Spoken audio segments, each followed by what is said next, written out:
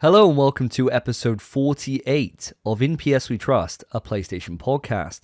My name's Davey, and joined with me, as always, is the fine wine himself, Philip Hoy. Cowabunga! And I hope you got your tickets to the gun show, because it's Spencer Davis. Wagwan, you sluts. Listeners, we've got a fantastic episode lined up for you today. We've already got one topic that's already been done and is in the bag, and it's our follow-up to the Last of Us conversation we had on episode 47.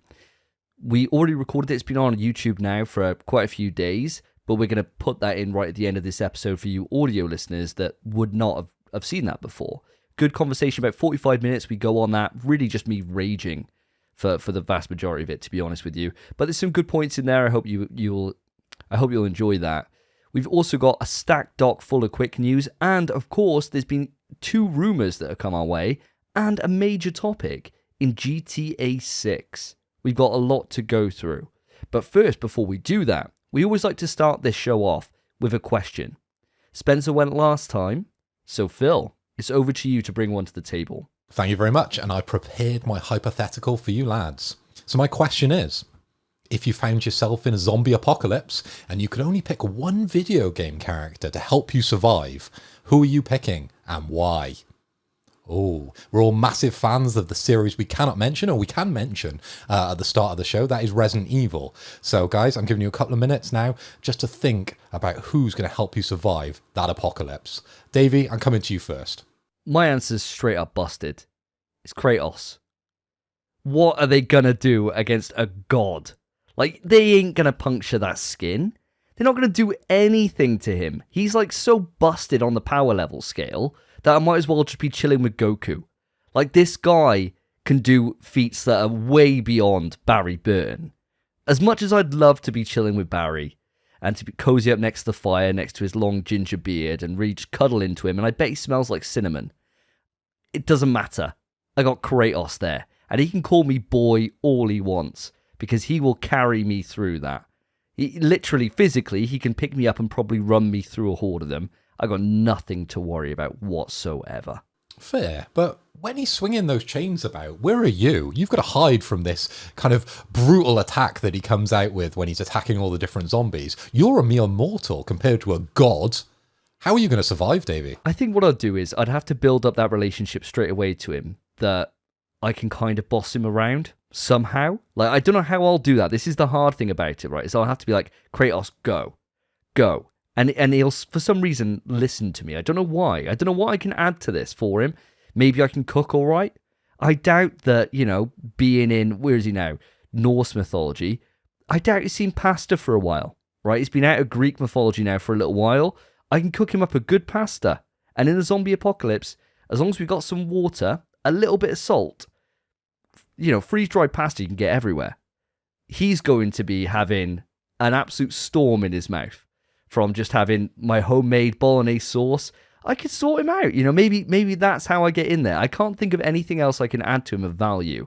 I'm sure he doesn't care about having deep conversation. I'm sure that's not going to be something that he wants to discuss when I start talking about Tifa and sexy statues. I'm sure I'm not going to really add much value to him apart from a culinary value. And as there's not many people left, it's not like as if I'm competing with Gordon Ramsay, right? I imagine he's long gone.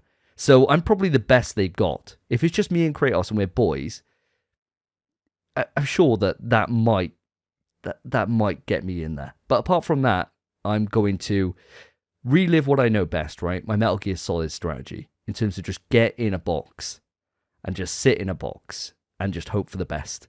And I'll pop out when it all quiets down, right? When there's just fire everywhere, and I just come out, peek out from my box, like looking through the little slat in there, like on Metal Gear Solid. And I'm like, is it over? He's like, come on out, boy. And I just come on out, and I'm like, what we having today then, Kratos? What do you fancy, mate? I'll cook you up a storm. And that's it. That's my strategy right there, Phil. Fair. So the way you're going to survive is with a pinch of salt, a drop of water, a cardboard box, and a god. Yeah. I think that's a perfect recipe. Fair.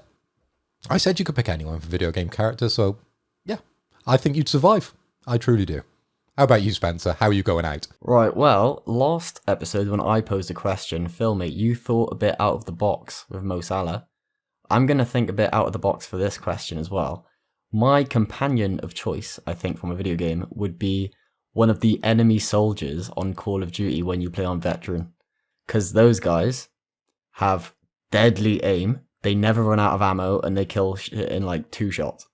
If I have one of those fellas by my side, there's not a single zombie. When you play COD, you're literally hiding. On Veteran, you have to hide, throw out flashbangs, and then you can go and kill people. Otherwise, the second you show your elbow, you're dead.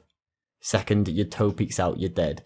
If these zombies are just walking out in the open, they're getting blasted by my fellow Russian comrade.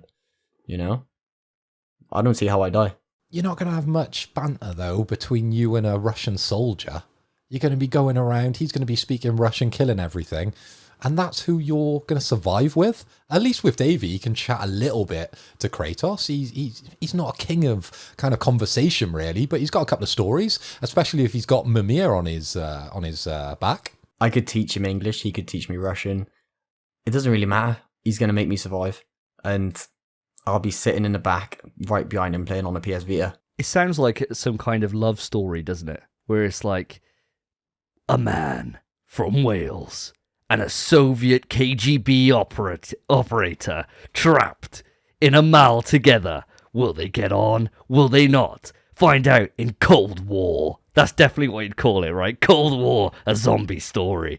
And it's just you and this KGB guy whose only words he says is, Schnein, Schnein. Oh, that's more the Germans in like the World War II one, right?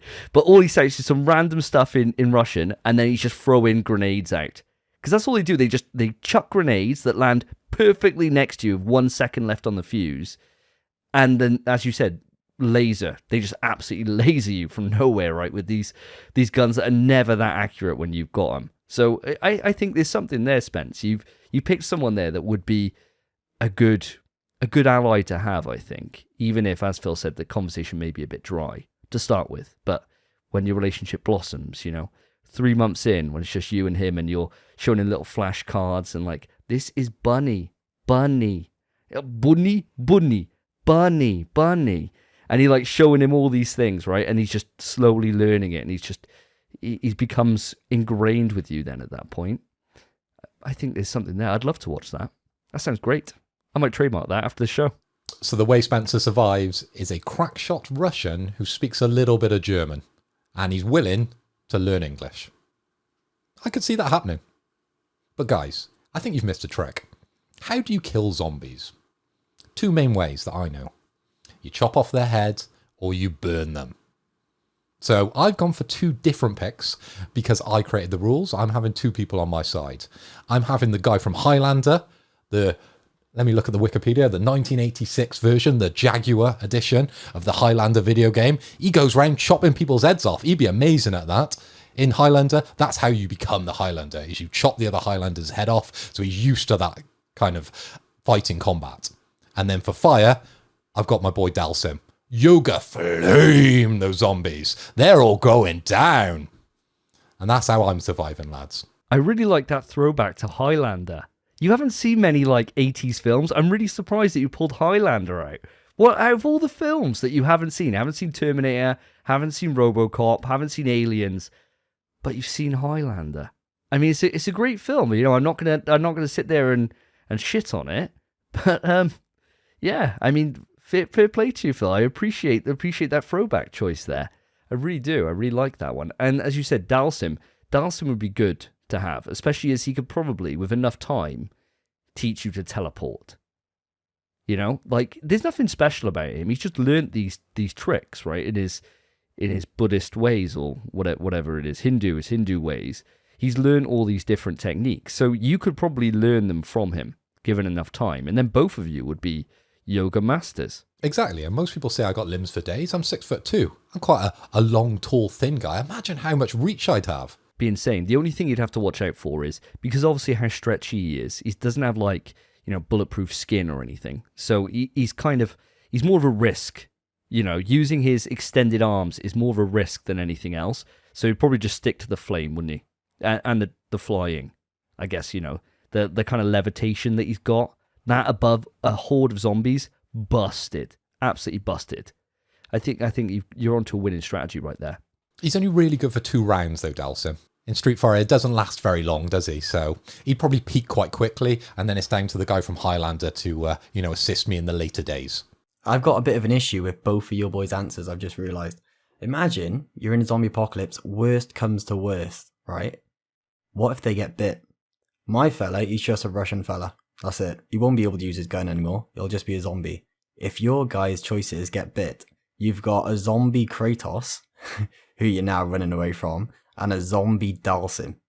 I feel like you're dooming yourselves, in a sense, as well as trying to survive for long, but if you have one bad day, it's ropes. Oh, I'm dead. Like, even using Resident Evil lore here, even if I carried around a RPG, which can take out, as we know, every single biohazard event ever known, it's the way to solve it, right? Even if I carried that around, I don't think it would do anything to Kratos. So, say the worst thing happened and he, for some reason, got sick of my culinary genius and decided to eat virus, because there's no way he'd get bitten, right? So he'd have to willingly take it on himself. He's like, I can't deal with this anymore, but I can't kill him. I like him enough that I can't kill him, but I just don't want to exist in this mortal plane anymore. And he just eats the T-virus, right? He just literally just eats it. Just necks it down. I'm buggered. Like, I'm so done. There's no way I can survive it. I don't think there is anything I could do other than just turn the rocket launcher on myself and end it all. Because that's just a no-hope scenario for the Earth, I think, if Kratos got infected. Highlander guy, you could probably do all right. Like, you could just run away, right? Like, does he have that many powers, Highlander guy? He's just going to drop the sword, surely. He's the same as the Russian. He's going to drop his gun and just become kind of like a blithering idiot, right? But with Dalsim, you're forgetting. He doesn't eat. He's starving himself. You've seen the ribs on that guy. So he's not going to bite anyone, even if he has the T-virus. He just wouldn't be bothered. He wouldn't be hungry. Be lethargic, if anything, wouldn't he? Wouldn't the lack of food for a long time. He'd just be knackered. That's why he's always just sitting there with his legs curled up together and just floating around. He can't use the physical exhaustion of moving anymore. He's just knackered. He's permanently tired. Just like, oh God, only 2 rounds to go. 90 seconds each. Come on, Dalsim, you can do this, mate. Yeah, I think we're pretty safe there. Kratos is a no-win scenario, though. Listeners, what do you think? Who would you take with you to survive a zombie apocalypse?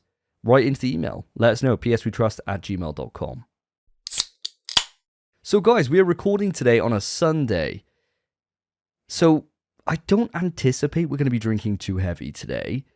But what are you on? Spencer, were you always coming across to yourself first? Enlighten me. Right, well, as we know, and the listeners know, a Sunday is kind of irrelevant to me because I work weekends. In terms of not drinking, I'd be more than happy to drink tonight, but I did just come off an absolutely mental night 2 nights ago. And as much as I feel fine to drink, I'm planning on drinking tomorrow. Today, I just didn't have the energy to go out and buy some beverages. So I've got my trusty old friend, Fanta Orange Zero. Granted, it's almost empty, and where that happens, I don't know what I'm drinking. Probably some water or a coffee. Who knows? But until that dark time, I've got some Fanta Orange. Nice, great choice. Absolutely great choice. And you're looking after the figure as well by it being a 0. Got to say, with the coffee, what kind of strength level are you going to go? You're going to go for a dark roast, or are you thinking more of, maybe something like a Kenko Gold? Where are you going to land on this? It's a heated question, a very deep question. Bro, as much as I love coffee, I don't really care what coffee I drink. So at the minute, I'm pretty sure we just have sachets of Asda's own freaking cappuccinos. And they bang, to be fair, they're lovely. They're not as good as a normal coffee, but they are quite nice. So I'll probably just have some of those. If not, maybe a sachet latte. Maybe something else that's sachets. I don't buy the coffee. So whatever's there, it's going in me. It's got to be in sachet form, though. That's the only thing you say to your mum. Mum! She's like, oh, I'll just get a normal coffee. Make sure it's in sachets, Mum. How am I supposed to measure it out if it's not in a sachet? Nice. I appreciate that. That's nice. I like that. I like that a lot. What about yourself, Phil? What are you bringing to the table? Well, Davey, I've been on the pot 2 nights in a row. And I'm happy to say I'm making it 3. So I'm on the red tonight, a good podcast classic in the Budweiser original. But I've been out. Friday I was out, did the local walk around with my next door neighbour. We had a few too many, to be fair, because I knew I was going out big on Saturday to watch the Community Shield, Liverpool versus Man City. And of course, Liverpool brought the trophy home. So we had a couple of beers that night as well. So yeah, I'm going full force this weekend. Look out your liver. Well, for me, I'm on a Robinson's squash, a classic for the podcast on these sober episodes. And I've mixed it a perfect ratio today. I think I've gone for a 4-5. It's a lovely blend today. I don't know when the oranges were turned into squash. I imagine it's a recent blend. It's not a vintage squash by any means, but it's coming in strong. What are we talking? Are we talking single concentrate, double concentrate, or you gone full force with the triple? The triple's too much concentrate. I think that you can concentrate things too much to an extreme level, and it becomes like, it really throws off your ratios, especially when you go from a triple to a double. You know, you're used to the triple, and then you pour in the same amount then for a double, and you're like, oh, it's so weak. And then you add a bit more, and then it becomes insane levels, right? It starts blowing your head off. This was a double concentrate, so straight down the line. I've been drinking double for a while now. Don't mess with the triple. It just starts getting a bit too heavy for me. So a nice double concentrate, low sugar, no added sugar, actually. So it's all just natural sugars. I'm sure they're okay for you. And do you ever fuck with it straight? No, mate. I'm not a madman. What the hell do you think I am? No. One day, maybe. I always remember my mum saying that if I made it too strong, it's going to kill my kidneys. And she always said to me, like, that's how you get, like, liver stones or whatever, or kidney stones or liver failure. And so I've never gone for it. I think one day I might have to see if this is true or not and do, like, a scientific study and try maybe, go straight up, like, an Asda's own brand single concentrate, right? Have that straight in a cup, see if I die or not. Then we move on up, and we do this over like a 3-month thing. I'll have a doctor on staff. I'm sure we can make a documentary out of it, lads. And we just build up the tolerance until the point where I can eat a triple concentrate and just drink it straight. I think that's the sign of a true man right there. Highlander could do that. I mean, right, if you push the button this episode, I'd be tempted to say you should take a triple concentrate to the face. To the face. All right, well, I'll try and not do that this episode. So a nice sober one for most of us, apart from Phil sticking to the buds.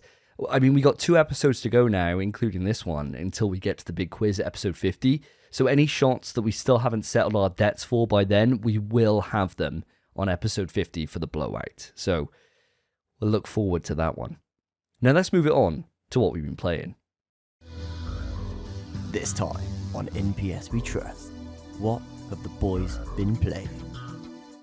So it's been 2 weeks since the last podcast episode, and I'm desperate to know what you've been up to in that time.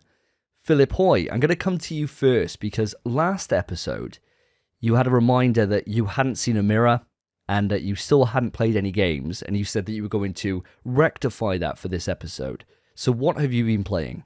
I mean, have you seen this trim? I definitely haven't seen a mirror in days. This is getting too much. By the next podcast, I need to be, fixing up, looking sharp. But Davey, I have been playing some games. So I've been going back and spending some time playing Bethesda's first-person shooter, Deathloop. So this was a PlayStation timed exclusive, if I'm right. Came out the tail end of last year. I slept on this game because it came out same sort of time as Horizon Forbidden West. Maybe only put in a couple of hours, and I didn't really like it.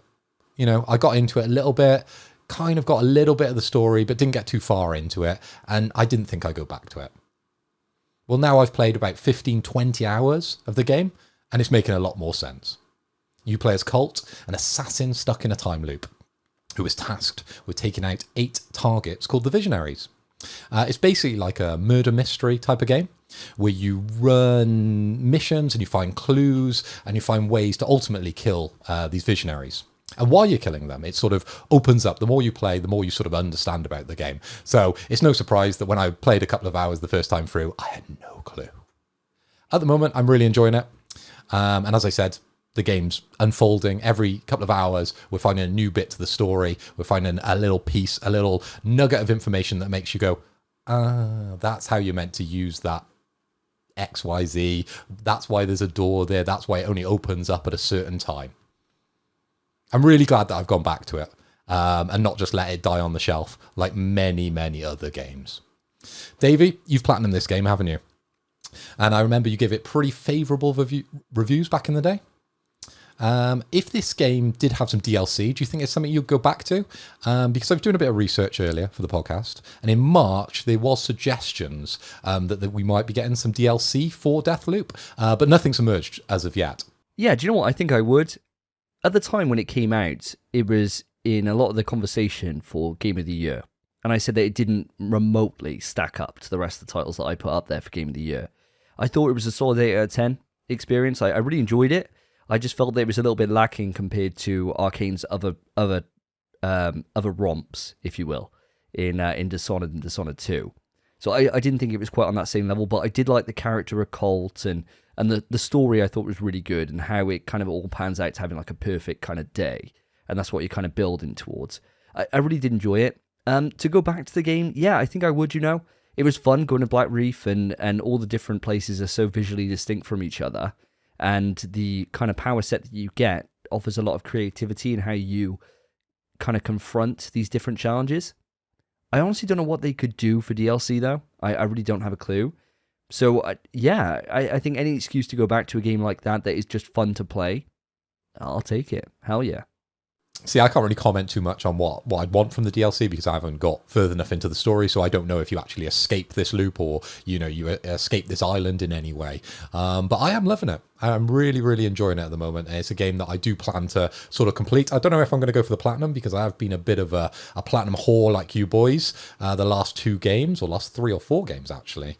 But we'll have to wait and see till I get a bit further into it. Spence, I'm not sure you've played this game as of yet. Having heard what me and Davey sort of say about this game, and obviously Davey's very positive review on it, do you think this one could be something you pick up further down the line?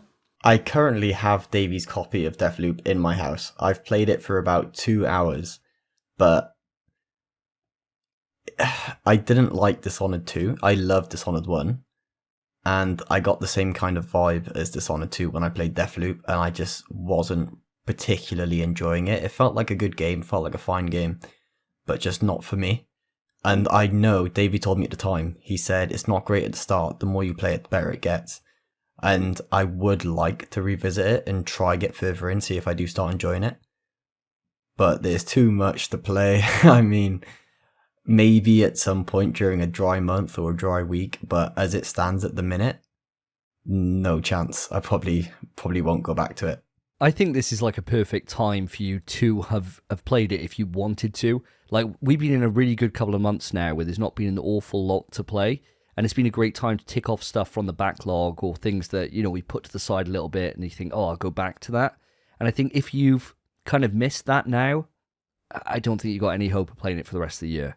Because, you think about what we had on the PS Plus Extra this month, with Final Fantasy Intergrade that I know you and me both want to get to and play that. Talking like games now which have quite a lot of time investment allocated to them. And like Phil's saying, like 20 odd hours into the game, it's not something that you could be done with in like an afternoon, It's not like Life is Strange or kind of anything else. It's a game that you'll need to put a bit of time into. So I think you may have missed out on playing it this year, but there's always next year, And there's always going to be times where you think, oh, do you know what? Maybe the mood might take me and I'll go back to it. So we'll have to just wait and see and see how you get on in the future with it, I guess. So another game I've been playing, guys. I've been playing 2 games these last 2 weeks. I finally got Teenage Mutant Ninja Turtles Shredder's Revenge. Finally. The king is back. I went physical and it arrived last Thursday. That was the 28th. And keep in mind, this game's been digitally available since the 16th of June. So I've waited time to play this game. And every week you guys have been bigging it up and chatting about it. And I've been so jealous because I've really wanted to play it. But, knowing me, I like the physical game, so I just waited. And I'm really, really glad that I've picked this up. It's an incredible game. I got to play through it with Davey. I did a full run. I went Leo. He's my boy. Davey, you went Raph. Obviously, you were fully powered up while you went through, so you had all the specials straight away. I only had the single special. Actually, we got 2 by the end of the game, I think, for the first run. And I confirm the hype is real. This game is everything you guys built it up to be over the last couple of weeks. I don't want to cover too much old ground with this because I know we've talked about it and talked about it and talked about it. But one particular thing is the boss fight with Chrome Dome. That was my favorite thing throughout the whole game because it was a massive throwback to one of the original Turtles in Time games, where you have to throw the foot soldiers sort of towards the screen to be able to do damage to the boss. But I think particularly in this one, you do it to stun him, and then you're able to do damage to him when he comes on the screen with the turtles. But it's a great game. I love it. Absolutely love it. And I've been playing a little bit when people have been coming back to my house after we've been out drinking. It's that perfect kind of just, you don't really need to concentrate too much. You just get in and have a bit of fun, right? No, it's awesome to see that you finally got it, because me and Spencer were saying this for ages. We were like, wasn't this Phil's marry? Like, wasn't this like always something that he was super hyped on? Like, why hasn't he joined us yet? And we didn't know that the reason why is because it hadn't actually physically arrived through the door. Like, what a crazy amount of time to have to wait for it to come. It's absolutely nuts. But I'm glad I was there for you when you had your first run through on the game, and you were like, oh, is anyone on tonight? And I mean, me and Spencer are going to talk about it in a second, of course, because we set a challenge for this episode. But I was like, hell yeah, I'm down for replaying it at any point, you know? And it's such a great game just to drop in and just kill a couple of hours to, and it just doesn't get boring to play. Like you were saying, it's just perfect in that way that you kind of shut your mind off and just have fun and just have like that same kind of arcadey experience that we all grew up with, you know, being like Sega kids. It's such a nice little throwback. Yeah, for sure. And you can take away as much as you want from this type of game because you could really go in, sort of learn all the combat, which I'm assuming you guys probably did. You know, you're fighting game connoisseurs. You probably learned all the combos and all the extra things you could do. Or you can just go in and just mash. You know, you can go anywhere in between and you still have an amazing time with this game. Yeah, definitely. Definitely. So, Spencer, that brings me on, actually, speaking about TMNT. We set a challenge last time in that I said, quite confidently, we will definitely both have the platinum for this done by the next episode. How did you get on? You say we set a challenge. We didn't set a challenge. You set a challenge and included me. And you set it right as I was going away to London for a week. So, surprisingly, unsurprisingly, I don't have the platinum yet. I'm close. I beat the arcade the other night. I found an online game, thought it was on Gnarly. It wasn't. So I beat the arcade. Everyone left on one mission. So it was just me on my own, and I got through the entire game. I beat the Statue of Liberty and the final fight without taking any damage. I did the entire game perfectly. I lost 0 lives. No trophy. And then it pissed me off. So I just turned it off and I played something else. Couldn't be me, mate, because, well...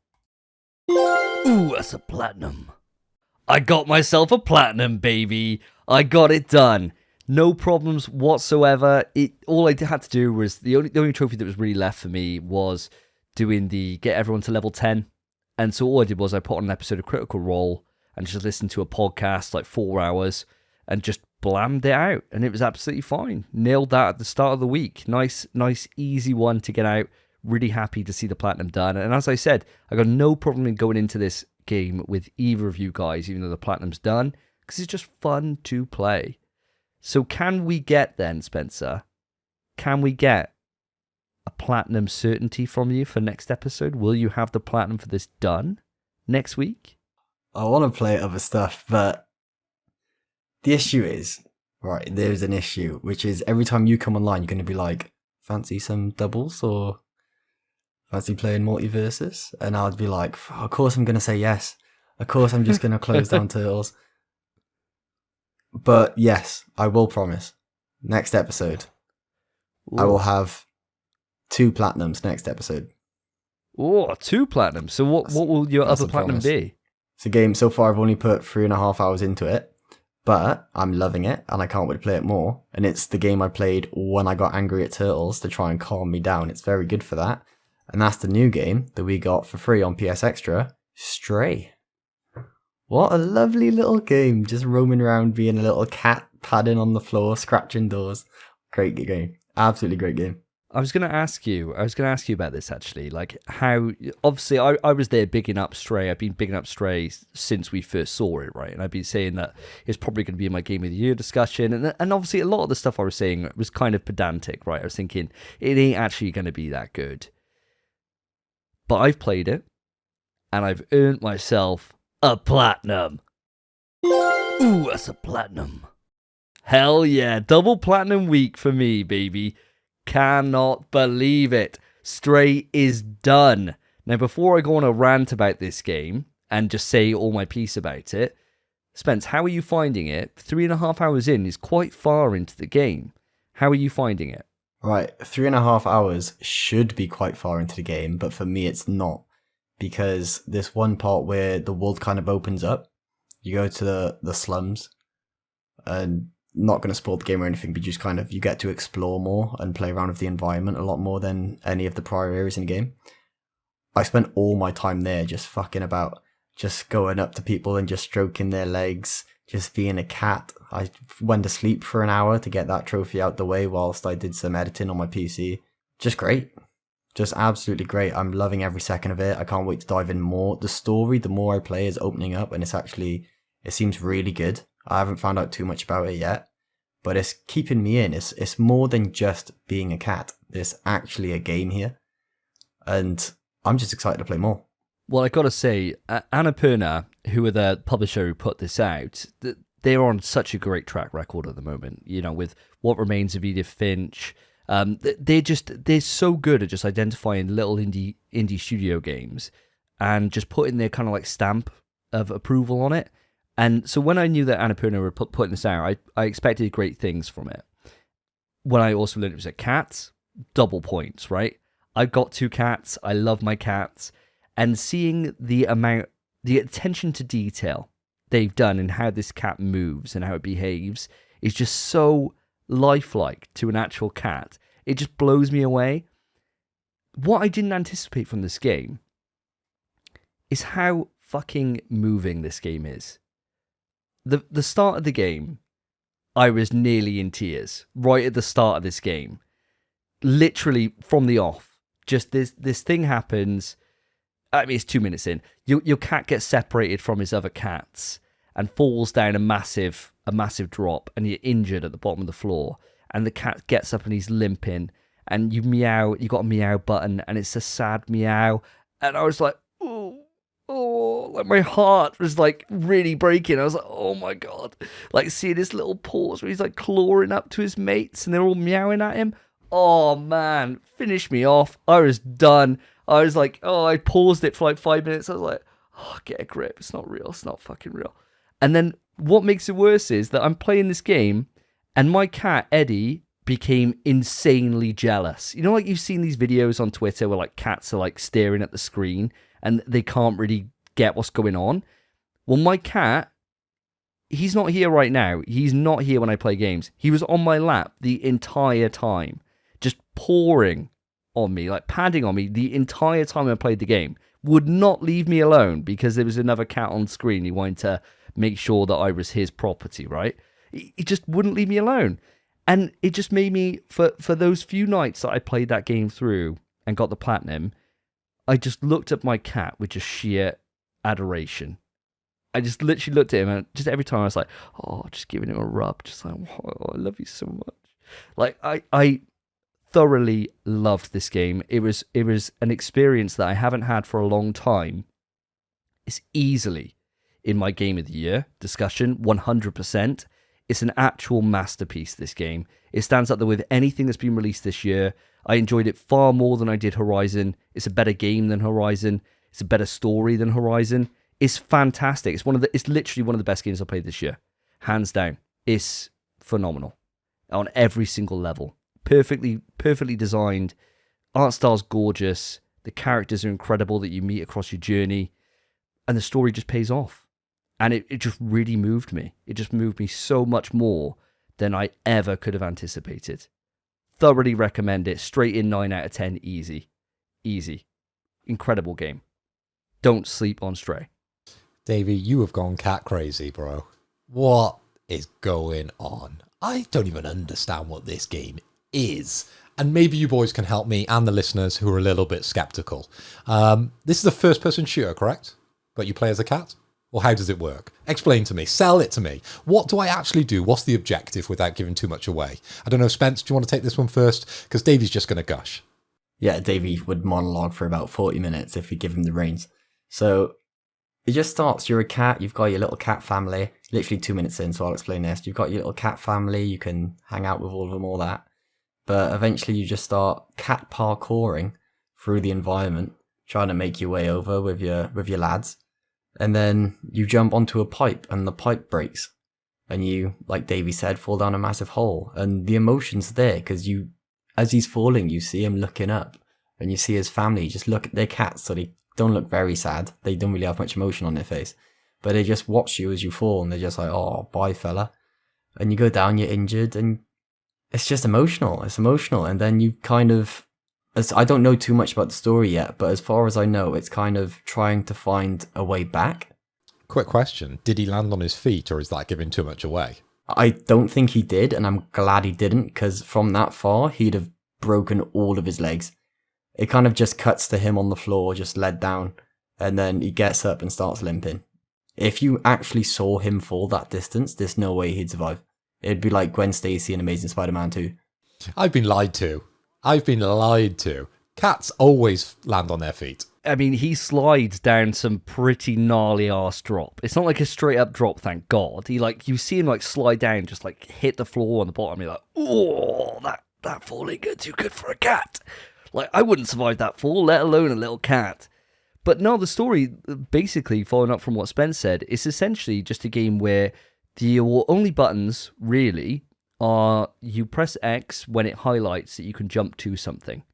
And so you're running along, and you press X to jump up onto different ways to go, and you press circle to meow. And that's pretty much your buttons. But it's kind of like a puzzle game in that you're in an environment and you've got to be able to get into certain places or be able to get certain things to happen. And to do that, you might have to meow while someone's chucking paint over the top of a rooftop, or you might have to just get into these different environments. But the way they've done it by pressing X to jump to different locations, it feels just so fluid, and it just plays so well in that it's so simple in its design, but it's a real strength to the gameplay because it never feels like as if it's clunky, or it never feels like as if you're going to bug anything out too much. It just runs, and it just really feels really fluid and just really nice. And there's no humans in it; it's just robots. And so you're just communicating with these robots, and you've got this little robot buddy. It's a really special game. It's something that you definitely, if you're looking for an experience that you haven't had before, this is definitely the way to go. In the same way that Death Stranding, we really raved because it did something different. This is doing the same kind of thing. And I know for you who's not a believer in this, Phil, it's well worth picking up. I think you can buy this even outside of PlayStation Extra. I think you can buy it for 25 quid. Well worth the price for admission. I think you'll have a great time with it. And about 4 or 5 hours on your first run. It's just a real treat. It really is. Take it from me. Stamp of approval on it. Must play. I'll wait until my birthday for you to buy it, because that's what you promised me. You said if it was good, you'd buy it for my birthday, so we'll have to wait and see on November 14th. And I'm really looking forward to this Battle Royale roguelike of a game that everyone's going to be raving about. Well, it's certainly none of those things, but it is definitely a treat. Now, speaking of treats, Spencer, you and me have been on a rampage, my dude. We've been playing MultiVersus, which has now come out into the open beta. Of course, we had closed beta access. We've already put a good few hours into this game beforehand. And you were originally quite lukewarm, I think that's fair to say, on this game when it was in closed beta and it was in alpha. We've now put a lot more time into it. How are you finding MultiVersus now? Yeah, so I was very lukewarm on this game, and I made it a statement. I said, I think Nick All-Stars Brawl is better than MultiVersus. That's what I said. And my reasoning for that was that a lot of people didn't like Nick because the advantage state was really mashy. It's just you kind of play moving about, and as soon as you get one hit, it's constant buttons. My issue in MultiVersus was that the entire neutral is mashy. You're running around, even if no one's near you, you're pressing buttons just in case someone happens to fly towards you or in case someone comes over. You're kind of just pressing buttons throughout the entire thing, just hoping for the best. And that's my initial reaction on it. And obviously, we've played a lot more now. We entered a tournament the other night. We got second. And the people who beat us had 60 more hours in the game than we did. They were triple our level. So, fair play. And we gave them a good run for their money in Grands as well. We adapted quite well. Although I was kind of sour on the game at first, the more time I'm spending with it and the more I'm understanding it, the more I am liking it. Because this game actually does have quite a lot of stuff in it that's kind of starting to make sense the more I play. The neutrals expanding, the combos are expanding, you're learning what every character's intricacies are, how all of them function, which moves have armor, kind of what's a bad situation to be in and what's a good one. Like maybe against Harley you'd rather be to the side rather than above her because she kills off the top, stuff like that. You're learning that as you play, and as it goes, I'm enjoying it a lot more. And like I said earlier, man, I'm enjoying it enough to even the fact if I'm going for a platinum on Turtles, if you said, bro, want to play some MultiVersus, that game's getting closed and I'm booting at MultiVersus. I am thoroughly enjoying this game at the minute and I'm excited to play more. Yeah, I got to say, it's been a real treat for me, really, going into this. And I've been looking for a game to grab me in a multiplayer setting for a little while now. And obviously, we dabbled quite a bit into Mortal Kombat, played that for quite a lot. But since Mortal Kombat's kind of gone, there's been nothing else really. Like even Smash, I'd go back to Smash and play it and it'd be like an odd night with you, but I wouldn't find a draw to play it. Whereas MultiVersus, I'm like, no, I know I can get better at this. I know I can get my advantage state just a little bit better or set myself up into situations that are going to be more favorable next time. And especially now as I find that with the hours that we've put more into it, into this 2v2 competitive fighter, that we're starting to work more as a team, and it's really nice to be able to see that kind of come to fruition in the play that's been going on, rather than it used to just be us two both doing our own game plans and then we'd win. Whereas now it's like very much a more concerted effort into watching each other, where we are, what our spaces are. If someone's under a bit of pressure, going in and saving and relieving that pressure. There's a lot more to it than we initially gave it credit for. I got a quick question, guys. So I'm new to MultiVersus. Which characters are the ones to start learning? Which ones are the avoids? My best mate in work, he's playing Superman at the moment. Has he picked top tier, low tier? Where's he gone? So as far as I've been playing the game, I've really only played with, I think, 3 characters, and that's Arya Stark, who's my main at the minute, Finn, who I played in the closed beta or the alpha, trying to unlock Arya, because I knew that's who I wanted to play. And then when the beta came, it reset my progress, so I played Harley Quinn until, again, I could unlock Arya, and now I've not played a single game as anyone other than Arya. Arya's busted. Superman, from what I've seen, is very good on a low level. I think he's probably a great character, but as people are playing him at the minute, they're kind of just utilizing his one move, which is he can fly, and if he goes near you whilst he's flying, he'll grab you. And what me and Davey only just found out the other night is that when he grabs you, he can choose what direction to throw you. So I could be at the top trying to go over his flight, and if he arcs up, I could be on like 10%, and he'll just throw me up and I'll die. Davey, during the tournament, got thrown down into the blast zone and got spiked, and Davey was like, holy shit! Just bodied, absolutely dead. And that's what most people are abusing at the minute. Every single character in this game, as far as I can see, is good, and all have a kind of low-level, spammable button which will win games for you. Davey's main, Taz especially. Dave, mate, do you want some input on this?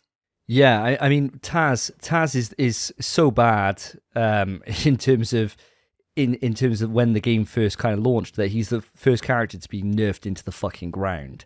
So he had this side B, this tornado that kills ridiculously early, and it would last for a long time. And people were just spamming it. And the thing about it is that for low level play, that tornado is busted, right? It just cleans up stocks, and people don't know what to do against it.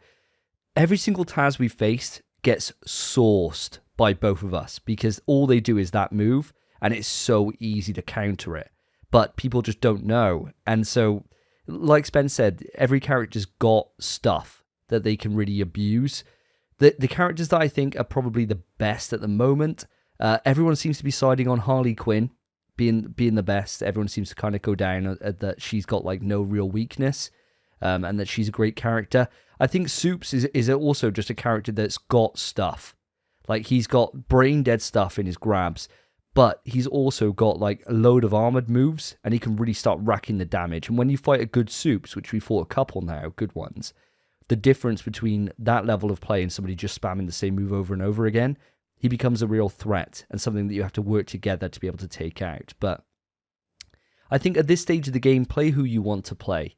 I think that it's too early, really, to be able to make a clear distinction to say that someone's broken and someone isn't. So just go whoever you enjoy playing as and help define the meta. We're at that perfect stage right now where you can kind of dictate where that meta goes if you're good enough. And that's always exciting time for fighting games. That, you know, it's not like Smash is now at this point where you know there's no point in picking like K-Rool, right? Because you're just going to get bodied if you're fighting like, you know, one of the like Minecraft Steve or something, right? Like there's a huge difference in the tier gaps, whereas at the moment that's not too prevalent just yet. So I think it makes you just enjoy himself. But I think this game, we'll cover in quick news in a moment, is cleaning up. Now's the perfect time to jump in and have fun with it.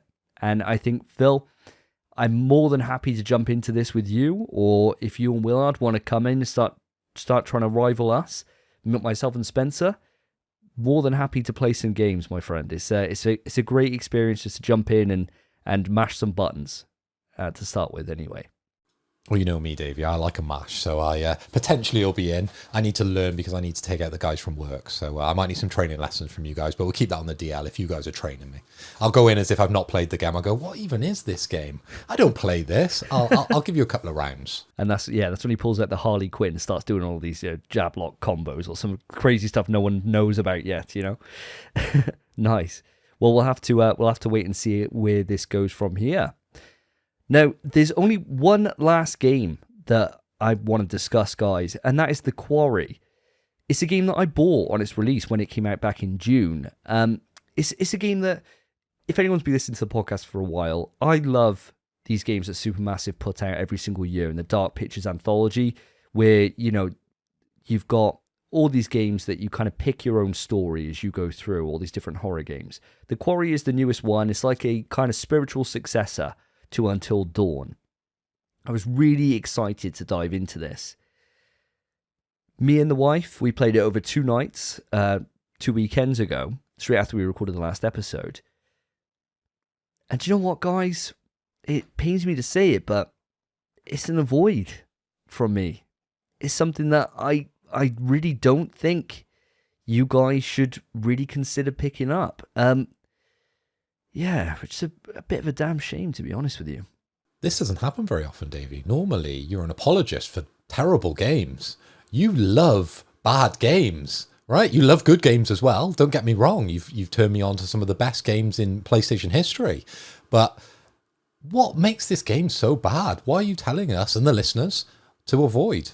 Well, I think the big difference, really, between The Quarry and, say, the rest of, say, the Dark Pictures anthology, leaving Until Dawn for a moment, because I'll loop back round to that. But with the Dark Pictures, each one's about 4 or 5 hours, around about there. And it feels like a nice length, you know, something you could do in like a sitting, kind of like a extended movie in a way, that you could just sit down for a night and just play through and just have a great time with it.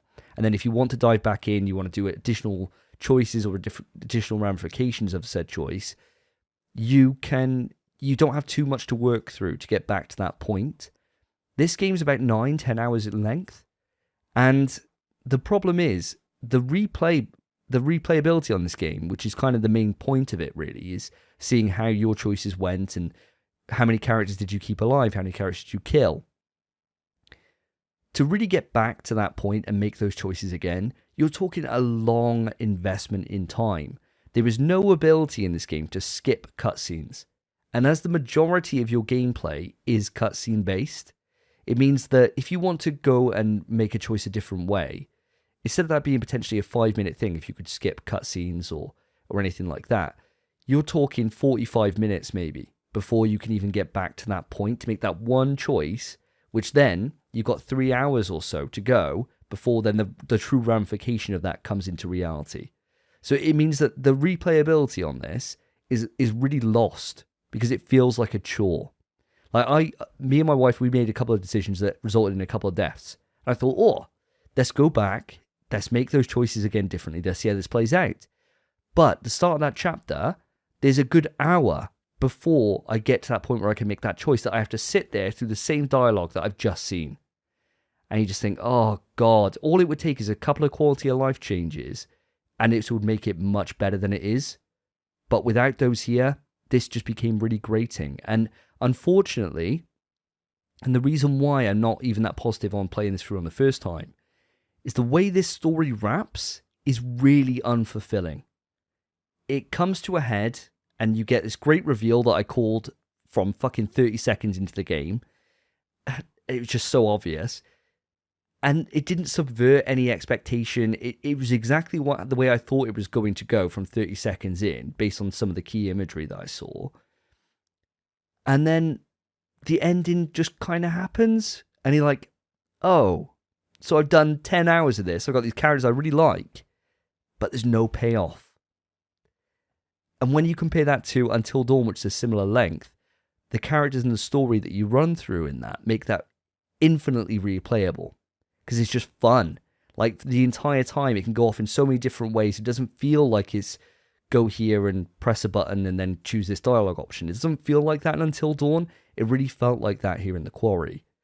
I think for anybody picking this up, go into it with low expectation. Go into it thinking it's a 6 out of 10. And you may find some enjoyment.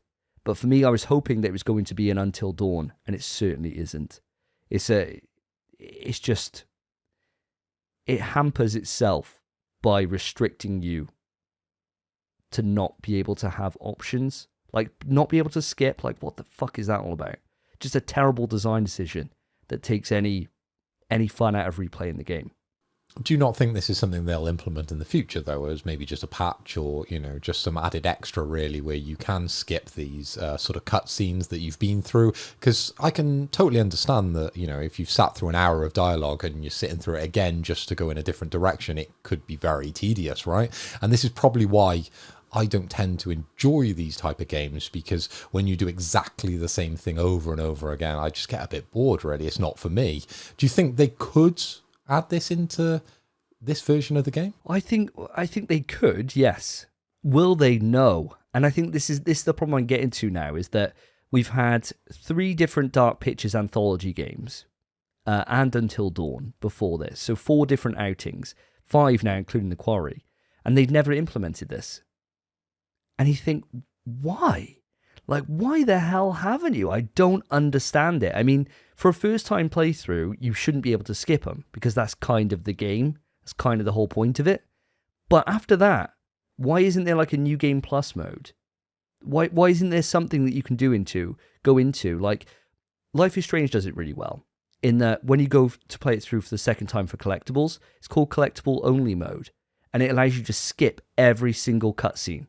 Every single bit of dialogue, you can just skip, and just move it on through to get those parts you need.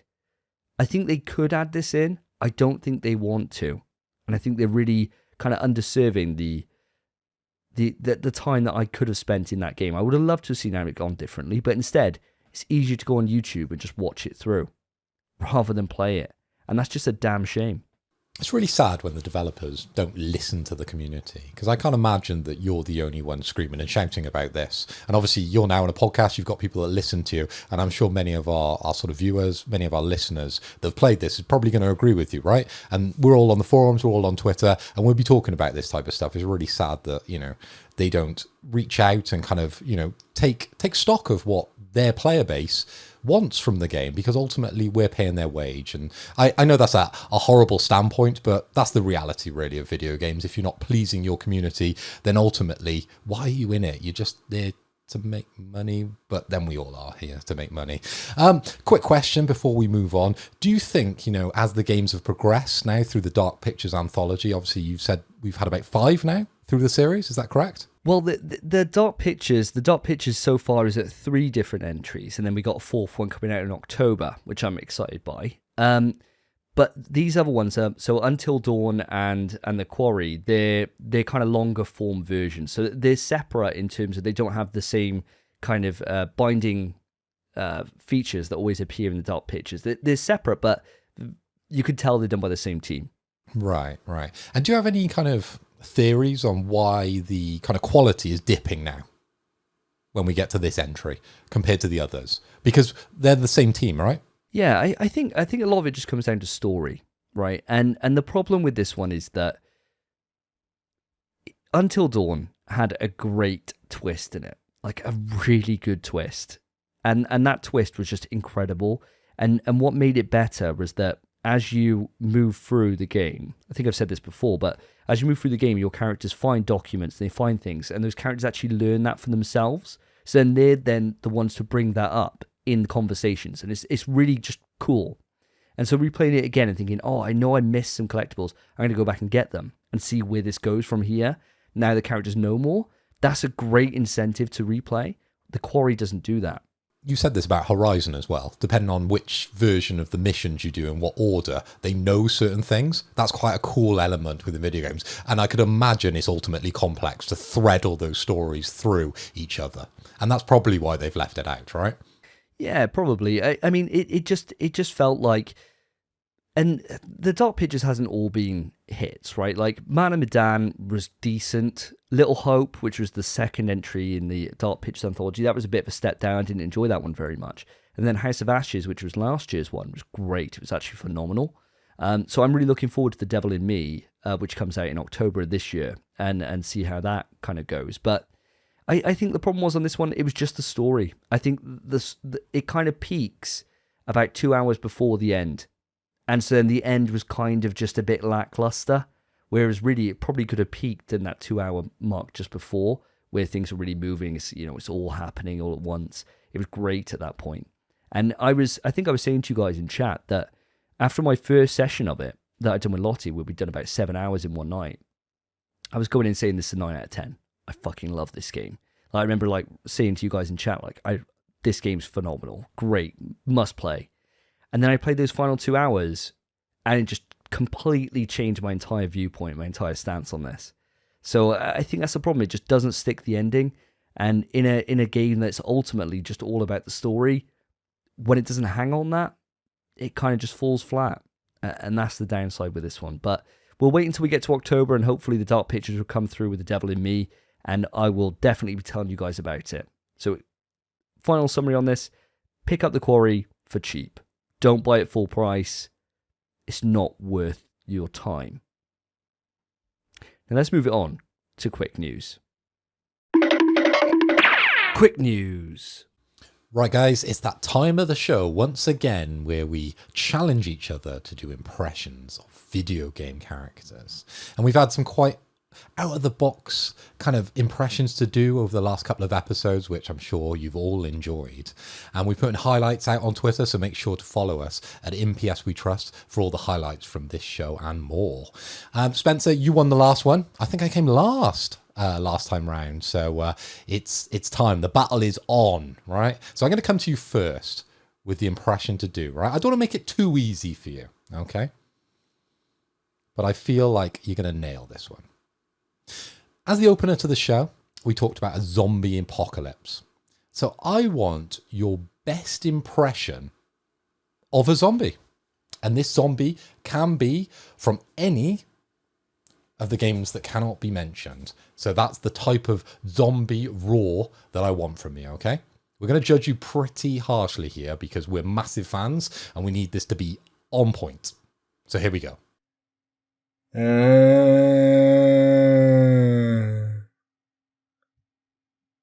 Quick news. Sony is discontinuing PlayStation accolades due to limited player use. Now, let me say, I've been part of the PlayStation Nation for absolute yonks, and I have never received a single accolade. Listeners, let me know. If any of you has ever received an accolade, I need to know. You have to get on the show. Please, write in. Davey. I'm gonna do you real nice. Really nice. Yeah, really nice. Because I've heard this impression from you before, and it's great. So, my impression for you, from the new hit game MultiVersus, I want to hear your Bugs Bunny. No. You're such an arse, man. We've been trying to get this down, and it's so bad every time I do it. What's up, Doc? Terrible. Absolutely terrible. Quick news. PlayStation has revealed the Backbone 1 PlayStation Edition, an officially licensed controller for iPhone. Now, this is what they say, right? So you can play your PlayStation games on iPhone through PS Remote Play with ease. It's available for $99.99.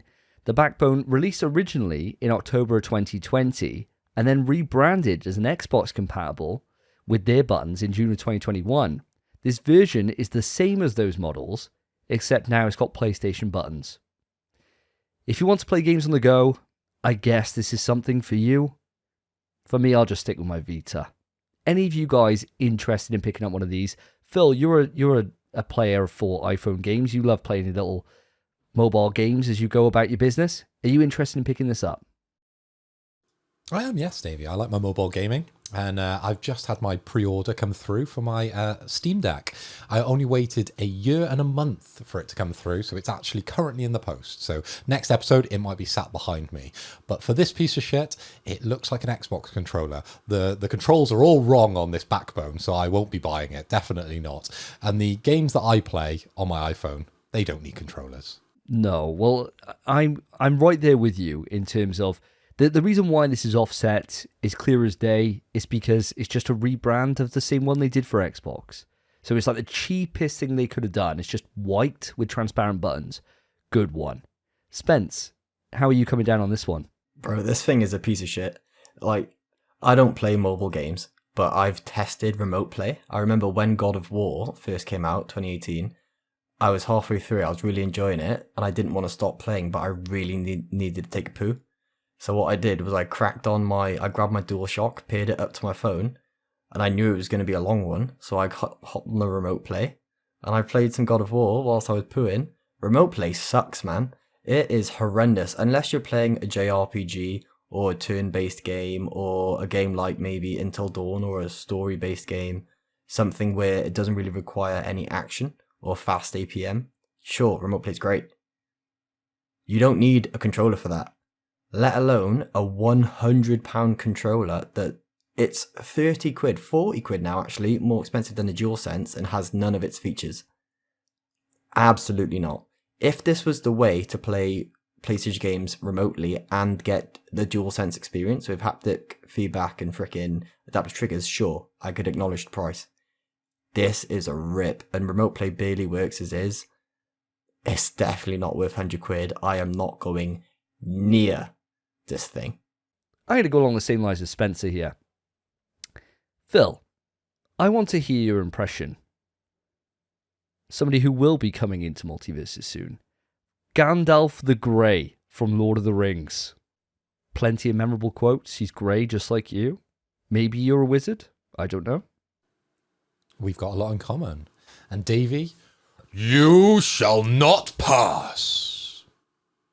Quick news.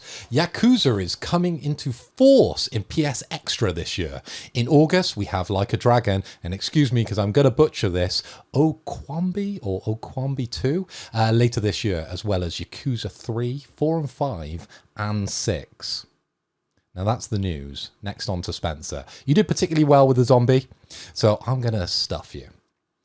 Your next impression, I want an impression, right, of a little-known game called Guitar Hero. You can pick any track, and I want you to give me an impression of that guitar riff. Let's go. I mean, I wanted a prop. I've only got one thing that'll do, so I'm just going to use it. I forgot how Through the Fire and Flames start. It's just a... It's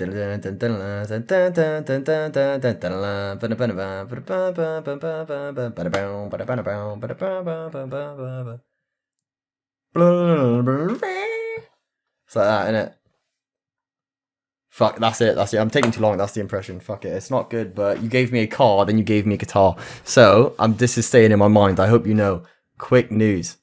MultiVersus is currently ranking 7th on the Steam charts with a current player base of 120,000 players on Steam. securing it as the most successful launch for a fighting game in history. Keep in mind, this is also the only fighter in my knowledge to launch across all platforms as free-to-play. So this success could be due to Warner Bros. Making an excellent fighter, or could be due to people wanting to try out a new free-to-play game. We'll have to find out if the game dies off in time, or if it manages to keep its success in the future. Davey, my friend, you wouldn't stiff me over like that. You wouldn't give me a Guitar Hero impression, would you? I wouldn't, mate. I wouldn't. No, I look after you. Yeah, I thought so. That's what I thought. Right, for you, my friend, I want to hear your best impression of the cat from Stray.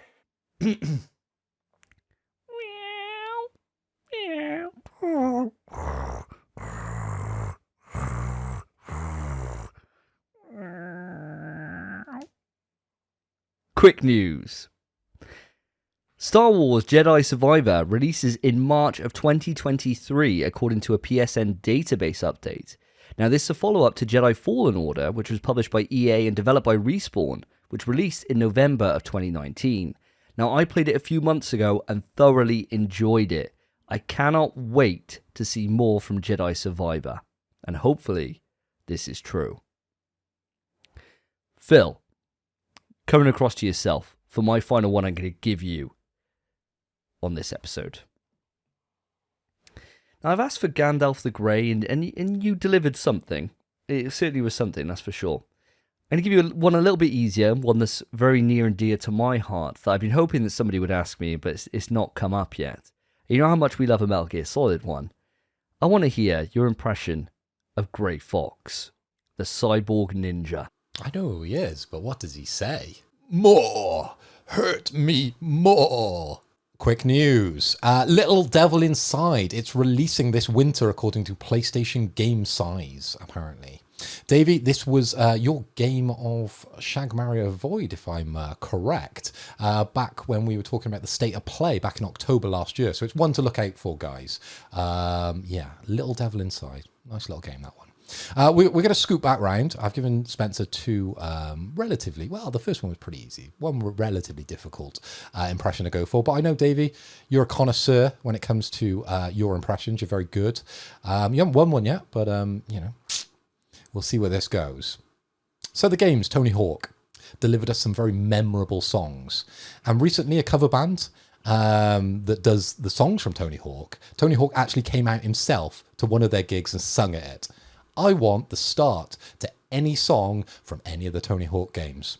Oh, it's a throwback. I've already had one of these before, so we're doing another rendition. I might as well follow up with the same song they did, which is ba da ba ba ba ba ba ba ba da ba ba ba ba ba ba da ba ba ba ba ba ba ba da ba ba ba. Here I am, going over all the time, na na na na na na na, because I'm a Superman. Quick news. On the 12th of August 2022, online servers for Killzone, Killzone Mercenary, Killzone Shadowfall, and Riggs Mechanized Combat League will shut down.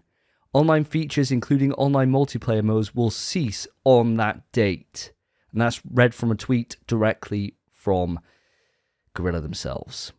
Single player modes will still be active, so guys, you've got a very short window if you're trying to get the platinum on any of these games, especially Killzone Mercenaries. A lot of trophies linked to the multiplayer on that. Boot up your Vita, get in the mix now. We've got a short window, and it's a phenomenal game. I'll see you on the battlefield. Spencer, I'm coming across to you. You gave me a MultiVersus, and I'm quite liking the theme for this. Now, you know that I play Taz. He's my boy. I want to hear your best Taz impression. Yeah, that's my own fault, innit? That's fair enough. I'll take it on the chin. That is my own fault. Quick news. So, as I always deliver, we have the games for PS Plus Essential for the month of August, and they are as follows. Well done, Phil, with the reference earlier, by the way. Tony Hawk's Pro Skater 1 and 2 for the PS4 and PS5. Yakuza Like a Dragon, PS4 and PS5. And Little Nightmares, PS4. Philip Hoy, you shagged me. So, can't even think of a bad impression to give you. I would like to hear... you've kind of given me some weird ones, so I'm going to stray away from PlayStation. I'd like to hear your best Yoshi impression from the Mario franchise. Quick news. So guys, Gollum is delayed, and they've put out a tweet, and it follows. First of all, we would like to thank you for your patience and support so far. Over the last year, our team has been working towards hard to bring you the remarkable story in the breathtaking world filled with magic and wonder. We are dedicated to meeting our community's expectations and uncovering the untold story of Gollum in the way that honours the version of J.R.R. Tolkien. That being said, in order to deliver the best possible experience, we have decided to push the release of The Lord of the Rings Gollum back by a few months. Only a few months, guys. We will update you with the exact timing in the near future. It's not going to be a couple of months, guys. Come on. We are grateful for the passionate community, and we cannot wait to share our unique adventure with you soon. So look out for that one, guys. Okay, coming back round to you, Davey. There's been a lot of WWE games throughout the years of PlayStation. And I want your favourite wrestler, Goldberg. I want that impression. I want the entrance. Give me the full entrance of Goldberg. Right, you're going to hear a door knock and pretend that that's somebody knocking on my dressing room, okay? So the crowd's chanting, Goldberg, Goldberg. Dum, dum, dum, dum, dum, dum. Dum, dum, dum, dum, dum, dum, dum, dum, dum, dum, no, no, dum, dum, dum. Fireworks start going up. Dum, no, no, dum, dum, no, no. Dum, dum, dum, dum, dum. Quick news. The Star Wars Knights of the Old Republic remake, which was announced last year for PS5 and PC, has reportedly been delayed indefinitely following the firing of developer Aspire's art director and design director. Now, this is major news. This was, when this game was shown, there was massive pop-offs on the internet. The internet went into a full-on fucking frenzy to see this come back. And for now, for us to hear this news reported by Bloomberg that it's going the way of the fucking dodo is not good for anyone. Now, Phil, I know you're not a Star Wars fan. I know you're not. So I'm sure this news probably didn't really resonate with you that much. I didn't even know it happened, mate, to be fair. I couldn't give a fuck. Yeah, I thought so. Spencer, you and me, we're a lot more receptive to Star Wars, and I know this is something that you and me said before, that we'd like to actually go back and play this at some point and really see kind of like what they've done to upgrade this and to bring this up to the vision that the developers had. How does this news sit with you? I mean, honestly, mate, I forgot KOTOR was happening. So I kind of don't give a shit either. It's beyond me. I'm fine. What kind of fucking podcast are we running here, right? Like, what? I'm not even a massive Star Wars fan. Sure, I've got Kylo the Ren, because I reckon he's French, his lightsaber on the wall, right? But come on, guys. This is a big deal. Well, I'll go off and just say, if this turns out it's not happening, it's going to be a damn shame, because this is something that I know there's a lot of people that are really excited by it. The only thing that I'm quite glad about in a way is that Aspire being put onto this. Aspire? Like, what the fuck have Aspire done? Like, nothing major. To be given the license for Knights of the Old Republic, one of the most important video games of recent memory anyway, or last 20-odd years, to be given that license to be able to remake this from the ground up is a big undertaking. So I'm hopeful that this isn't the end of this, that we're going to see Sony or whoever's funding this put on a team that are more capable of being able to handle this. And ultimately, you get one shot. You know, do I want to see it be done the same way that like the GTA remasters were done? No. I want to see it be done in a way that is given the love and the care that it needs. Much like with Final Fantasy VII, when it was brought back in-house and they binned off the team that were working on it in Platinum, and they brought it back under Square Enix to be able to do Final Fantasy VII Remake themselves. Hopefully, this isn't a closed door on this, but time will tell. And I guess we're just going to be waiting now to see what happens from here, because apparently we weren't going to see this game until 2024, 25, judging by how far along they were through completion, even though it was supposed to come out later on this year. So I suppose we'll just watch this space. So Spencer, I'm coming back to you. I'm keeping on the MultiVersus thing here. I think we cracked some kind of gold here. And I think there's so many characters there that you can really pay homage to in such a meaningful way. I want to hear your best impression. He's not in there yet, but he will. Daffy Duck. He's not even been rumoured, is he? He's obviously going to be in it, though. Like, it's Bugs and Daffy, like the top two boys. You know, you're not going to have, you know, that guy who's like a Martian bloke. He's not going to turn up before Daffy Duck. Daffy Duck is the boy. Everyone knows what Daffy Duck sounds like. I want to hear your impression, please. Yikes! And away! I don't know what he did. Quick news. PSVR 2 will have a pass-through feature very similar, or dare I say, exactly the same as Oculus's Guardian feature. This will allow you to see your environment and create your own VR gaming space without removing the headset. Also, VR will supposedly play at 4000 by 2040 resolution with 90 or, depending on the game, 120 Hz in-game. Mr. Philippoy, my good friend.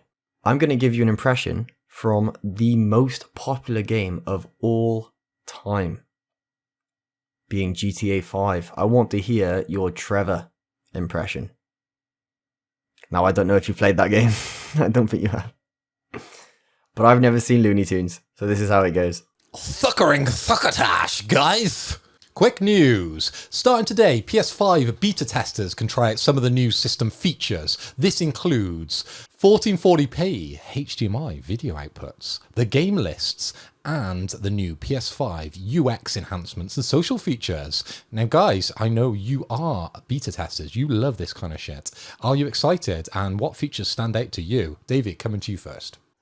Game list's a big one for me. I think it becomes a little bit hard sometimes to be able to kind of organize your games, and I did like that on PS4, that you could put them in folders and that kind of thing. Now, looking at these game lists features that some users have already shared, it's not what I want yet. It's not like on the home screen. It's still under the game library, and then you can organize them from there. So it's not quite as good as I'd want it to be, but it's a step in the right direction, and so that's something that I'm quite happy about, that it's starting to get there now. But that's the main one for me. What about yourself, Spence? For me, I don't give a shit about any of this. It's nothing I wanted or needed. It's just basic stuff. The one thing I'm happy about, it doesn't benefit me, but I'm glad it's coming, is the 1440p HDMI video out, because people have wanted that since the release of the PS5. And it's taken them way too long to even put it in beta. This should have been implemented from the get-go with the console, and I'm glad they're finally doing it now. But for me, with my PS5, I don't need any of this. It's fine. I like mine as it is. I'm not going to enter the beta for it or anything. I'm fine. What about yourself, Phil? Which any of these really like sticking out to you? I mean, for me, like, I always like progression, so it's one of those updates that I'll obviously download and get installed when it comes to the full version of these updates, but nothing really that I'm looking forward to, be perfectly honest with you guys. And that sadly brings us on to the end of quick news. We're going to have our little vote off now. So for me, I'll go first. I'll jump in first. Now, Davey, you were my favourite when you did your WWE impression. And back in the day, it was WWF, the good old WWF of Goldberg. You went above and beyond. You went out that door and you really set the scene with Goldberg. If only you did have a couple of fireworks, that would have topped it off. But hell, they were way better than Spencer's impressions, because I don't know Daffy Duck quotes, obviously, but neither do you. So you are the worst for me. Yeah, that Daffy Duck was pretty bad. I think, for me, my favourite out of all of them, it's a bit of a tough one, to be honest. I think my favourite is Spencer's zombie. I think he absolutely killed the zombie. I thought it was so good that it really shocked me, actually, how good it was. I thought it came from the games that couldn't be mentioned. I thought it was incredible. I thought it was really good. The one I'm most disappointed by, and I think this is the easiest way to say it, Phil, unfortunately, it's your Grey Fox. I mean, He's got so many quotes, so many things that you could have said. You could have said all about, about his quote for weapons, where he's like, "Fight man v man." Where he's like sitting there and he's like, "Only a fool hides behind a weapon. A true form of combat is unarmed. Hurt me, Snake." You could have really just gone for it. You could have pulled up a script and I would have been quite happy with it, but instead it was just a bit of a shame, bit of a low point for me. But that's mine. So you're both on one neg each at the moment. Spencer, it's up to you to seal the fate today on this episode. Okay, well, my favourite, and I think it's the winner. It has to be, it's the Goldberg. That was class. That was actually sick. It's the theatrics, the way it was done, and also with me, when I try implement theatrics, I take 20 minutes. Davey immediately just went, all right, someone's going to knock my door. Let's go. And just did it and absolutely smashed it. Well impressive. Actually class. But, Davey, mate, you've had time to practice that Bugs Bunny. You've had time. I've heard you practicing it, and you still let me down. So although I'm giving you the best, I'm also giving you the worst. So ultimately, we're at a tie, which means we'll all do a shot next episode then. I think that's only fair. We're taking a triple L on this. And I could try and argue myself out of this, but to be honest, that Bugs Bunny, I got the start down, I got that, but after that it falls so bad, and it's such a bad impression. I knew you'd done it to screw me over. But I'll work on it, Spencer. I'll work on it, and I'll try and get better. I owe our audience that. Now let's move it on to Rumour Has It. Kick it!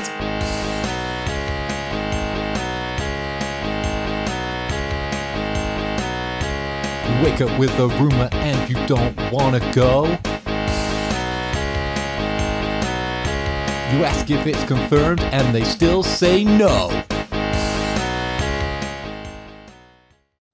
So we have two rumours for you today. The first rumour coming in hot is that a single-player open-world RPG Black Panther game is in early development and will be published by EA.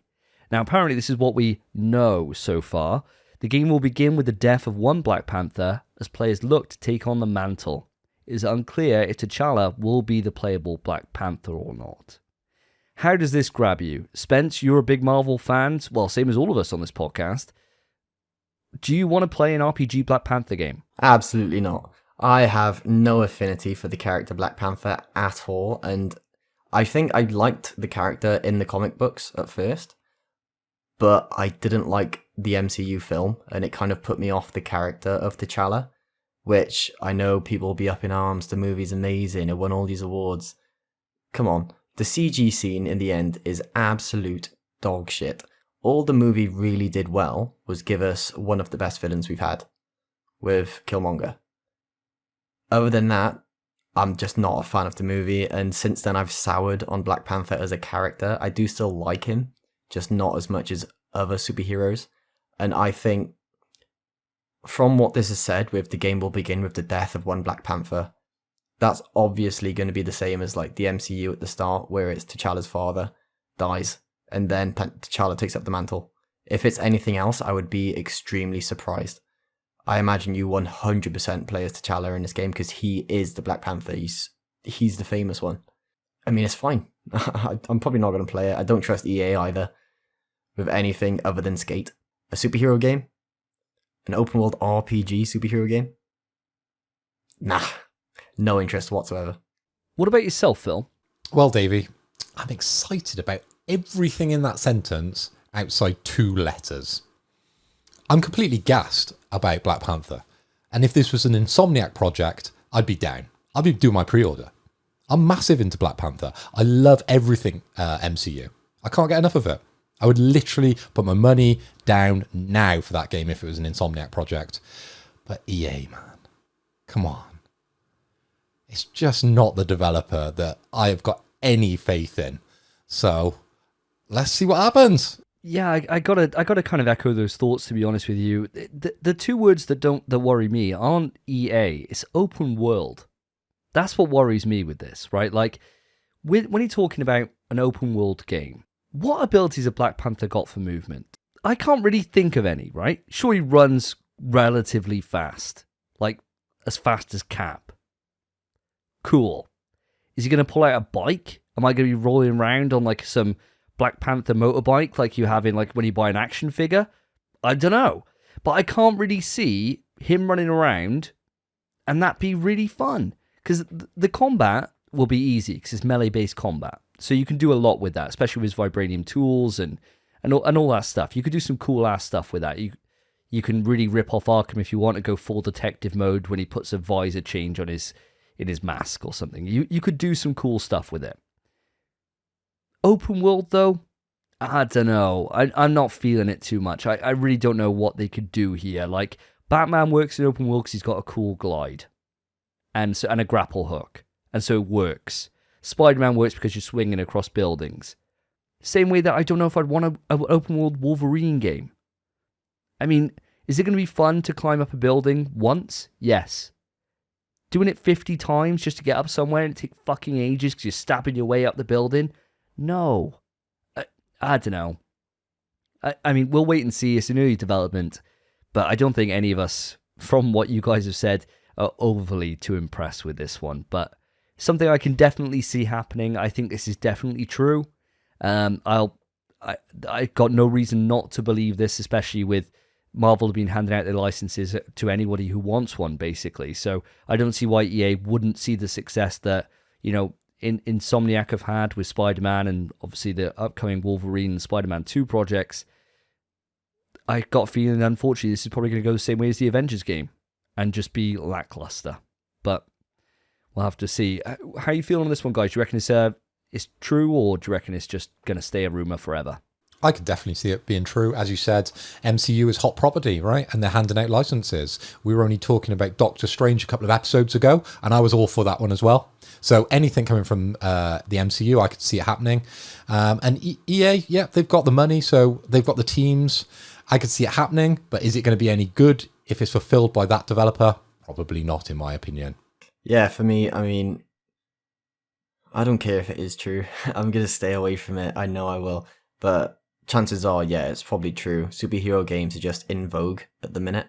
And like Phil said, the licenses are getting chucked around like it's nobody's business. I'm sure it probably is true, yeah. Well, there we go. We'll wait and see what we hear next. So guys, for our next rumour, and rumour has it, Horizon DLC might be in the works as Aloy's actress has re-entered mocap. Now, no DLC has been confirmed for Horizon Forbidden West, but speculation has come about since Aloy's motion capture actress Peggy something confirmed she was back in the studio for more mocap work. More evidence appeared after the actress also met up with Louis Van Beek, who provides voices for the game. Now boys, let me know. Obviously I haven't played Forbidden West. I don't know what they could do with DLC, but we know that the first game got DLC. It could be something along those lines. What do you think? Is this DLC? And if it is, what would you want out of it? Phil, I'm going to come to you first. I think it's pretty obvious that we will be getting DLC for Horizon. And I've always been a bit of a naysayer when it comes to DLC for games, because I never really think these sort of add-on missions are really worth your dollar. But forgive me if I'm wrong. The first Horizon DLC, that's probably the standout DLC ever on PlayStation, right? It's actually worth playing and it adds a hell of a lot to the story. It kind of gives you a bit more information about what's going on and it's well worth playing, right? This is the one to actually buy. And if it's on that level, 100%. Give me more Horizon. Absolutely love this series. So I'd be eating it up. Straight away, get it in me. More Horizon. If it's out there, I'm buying it. How about you, Davey? How are you feeling? Yeah, I feel the same way as you. I think that there's obvious that this is going to have DLC. Frozen Wilds was exceptional, as you quite rightly said. It was great DLC content. And it had a story that was unique enough that it stood alongside the base game and did feel like it was really worth playing. I think it's going to be a little bit of a tricky one because the way that Forbidden West ends, and obviously no spoilers here, there's something big they're building up to, right? And they're not going to really touch on that, I imagine, in this DLC. So then it's like, well, what do they do with this, right? Like, it has to be a self-contained story, some other threat that's coming up. Personally, I'd like to go back to some of the areas from the first game. I'd like to meet up with my prince, the guy who's running it, the king. I'd like to go back up and just run around with him for a little bit. He was well keen on putting a ring on Aloy. I'd like to go back on there and see that relationship blossom a little bit and just go to some of those environments from the first game. Maybe go back up into the frozen wilds, maybe. Just stuff that we've kind of seen before, but in this new engine, right? And just really just re-experience it again. I'd like to go through and see these places that are familiar, but now a little bit different. It's been quite a long time since that first game, and I really enjoyed the start of the game when you were still kind of in that first area, and then obviously it moves on from there quite quickly. The things I want are the things we spoke about when we were talking about the game at the time, which I want to see just big improvements to combat. I want to see big improvements to the number of mounts that you can have. I want to see just water combat be actually implemented. Things like that. That's what I want. I want to see the kind of critiques that we had on the game, which, we still rated it like a 9 out of 10. We still loved it.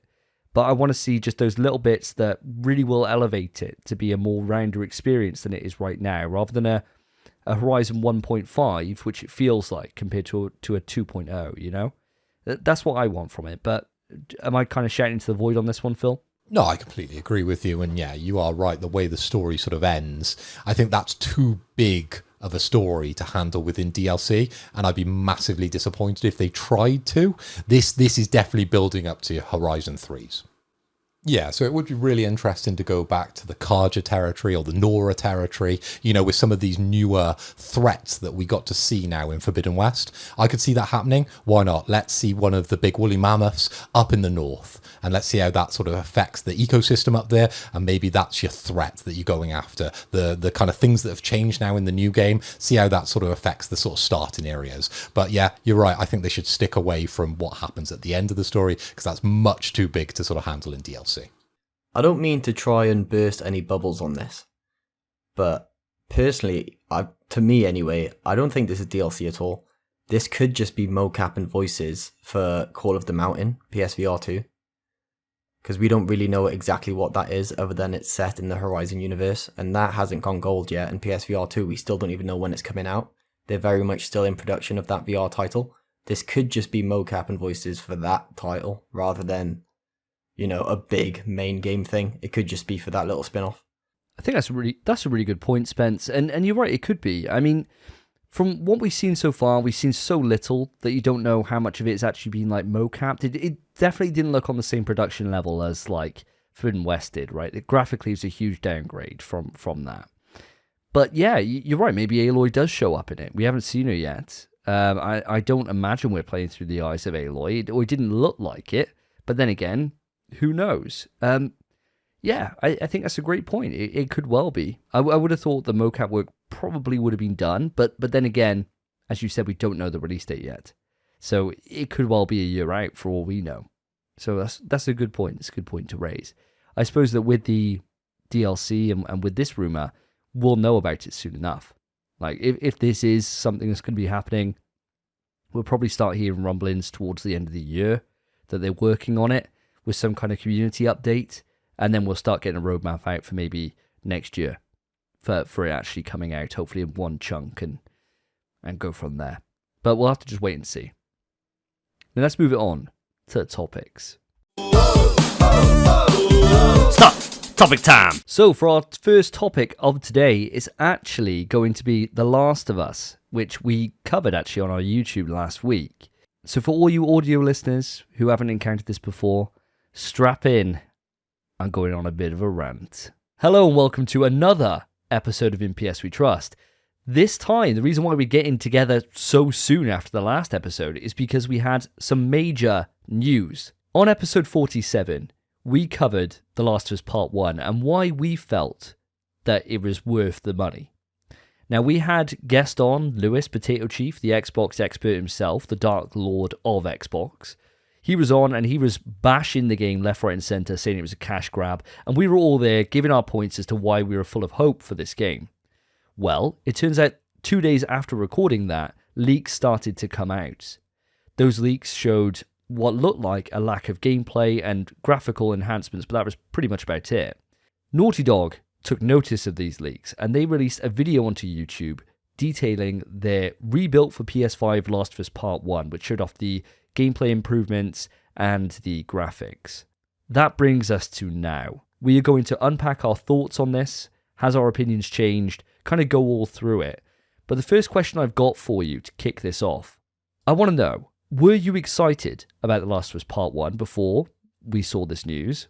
And has your opinion changed as a result of seeing it?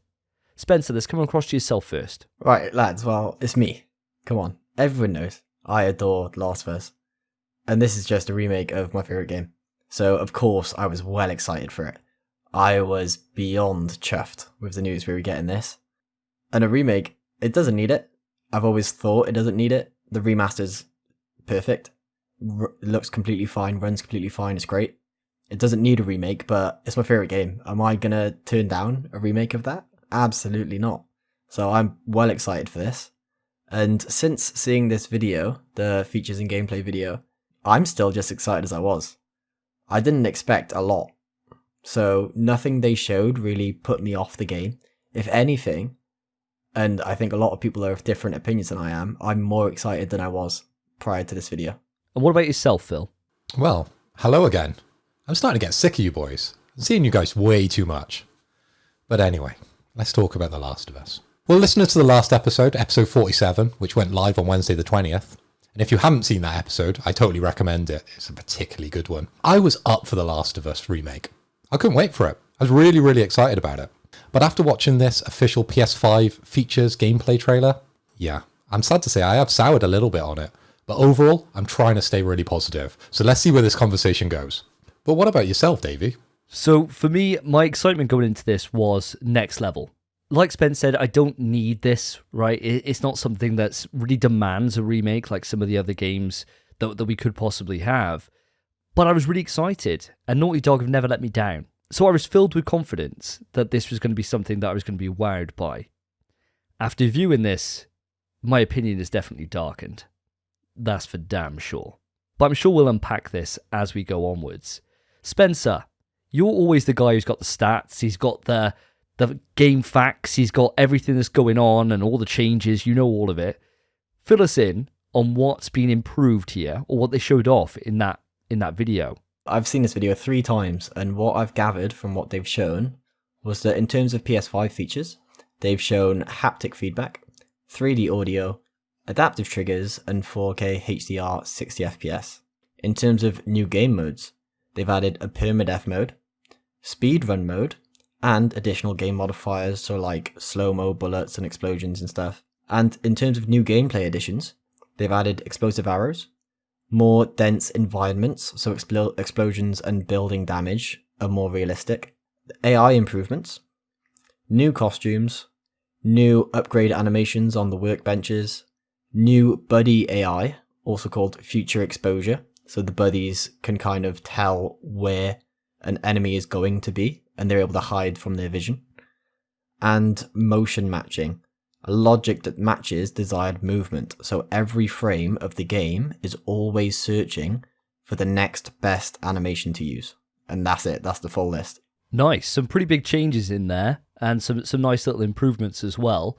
Now guys, I think it's about time we really unpack this and start getting into the meat of it a little bit. Really start unpacking the juice and getting covered in that frothy Naughty Dog juice. Just getting it all in me. Soak me over. Spence, I'm coming back to you first off, because you seemed the most excited about this. What makes you so excited about this? Okay, Davey, mate, well, there's a few things to make me excited. Obviously, all the PS5 features, the haptics, the adaptive triggers, the resolution, the FPS, that's standard. We expected that. We should be getting that in a PS5 only version of this game. If we didn't have that, it'd literally be a crime. In terms of what they've added, like a new thing to the game, the permadeath mode, can't wait to try that. I love this game. I'm sure I could probably do a permadeath if I really tried. So I'm excited to give that a go. Speedrun mode, I can beat this game in about 4 hours now. I know that. But with the speedrun mode, I could find out actually exactly how fast I could do it. And I could try and improve my times and stuff. That'd just be awesome. I love speedruns. The biggest things for me. are the more dense environments, so explosions, building damage look more realistic. That immersion, the way it looks when they're hiding from the turret truck, and it's like it's shooting the columns, and you can see all the concrete flying off and stuff. And when they throw a grenade into like a shop and all the glass explodes, that looks so sick and realistic. That makes me really want to play this. The AI improvements as well, same as Last of Us 2. They actually work as a team now rather than as individual people, which just makes like experiencing the combat in the game so much more threatening, because you actually have to not just keep an eye on the one person you're watching and follow their AI path. You actually have to stay alert of the entire squad that you're fighting, and that's sick. That's actually awesome to me. The biggest thing that gets me hyped about this is the new buddy AI, the future exposure. The fact that your buddies, so if you're Joel, Ellie, can tell where an enemy's going to be and actually stay hidden from them. I'm sure it's probably going to mess up if there's multiple enemies looking around. I can't imagine it being flawless. But as far as I know, this is the first time a feature like this has been in a video game. There are so many games where you have a buddy with you and enemies are walking past and doing their walks or whatever, and they're looking your buddy right in the eyes, staring at them. Your buddy's screaming, "Hey Joel," as this enemy's right in front of them, and they don't take any notice because they're not looking at you. This is the first time they've actually come to a fix for that. And that's what I'm excited about. The realism of this game and the improvements. It's not different from the base game, but it's better. And that's what I want. Yeah, I want to actually revisit something you said just there. So when you're talking about the buddy AI, isn't that just in Last of Us 2? That exact same buddy AI, they scoot out the way, they don't get seen, they don't go into line of contact. I'm sure that exact AI pattern is a Last of Us 2. I'm sure they've just literally just taken that off Last of Us 2 and said plonk it on there and say good job. And I think that's all they've done with this. I don't think it is a brand new system. It seems from what they showed with the way they were moving around cover, that's exactly what happened in Last of Us 2. Like exactly the same. I didn't notice anything that stood out to me to make me feel like, wow, this is like you were saying, like a next gen kind of feature, right? It just looked exactly the same as that. Like the Last of Us 1 was so painfully obvious because Ellie would just get up and start walking across the center of the screen. You'd be like, what the fuck are you doing, Ellie? Like she'd be like clipping through enemies almost because she's just hanging about, kind of just invisible somehow. But on Last of Us 2, I'm pretty sure they ameliorated that. But I could be wrong. I could be wrong. Now, Phil, Spencer's laid out quite a list there in terms of things that really appealed to him when he was going into this. Have you got anything that you're echoing those points on with? What more is there for me to say, really? I think Spencer's pretty much covered it. And I mean, that's probably the benefit of having a real fan of the series on the podcast, because he really goes in depth and finds the minutiae in these official trailers of what's new and what's just a slight adjustment to the series. But for me, can we just take a minute to appreciate how beautiful this game looks? My God. We are eating good on PlayStation 5. If we're just watching games, if you're a backseat gamer, you know, like girlfriends, or you got your friends round and we're just watching you play, you are in for a treat. It looks stunning. But I do think they have missed a trick, really.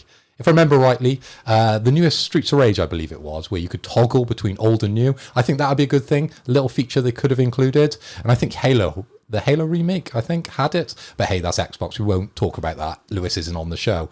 But it's beautiful, guys. The game is beautiful. I got to echo those thoughts. I mean, the game is an actual visual showcase. It's a feast for the eyes.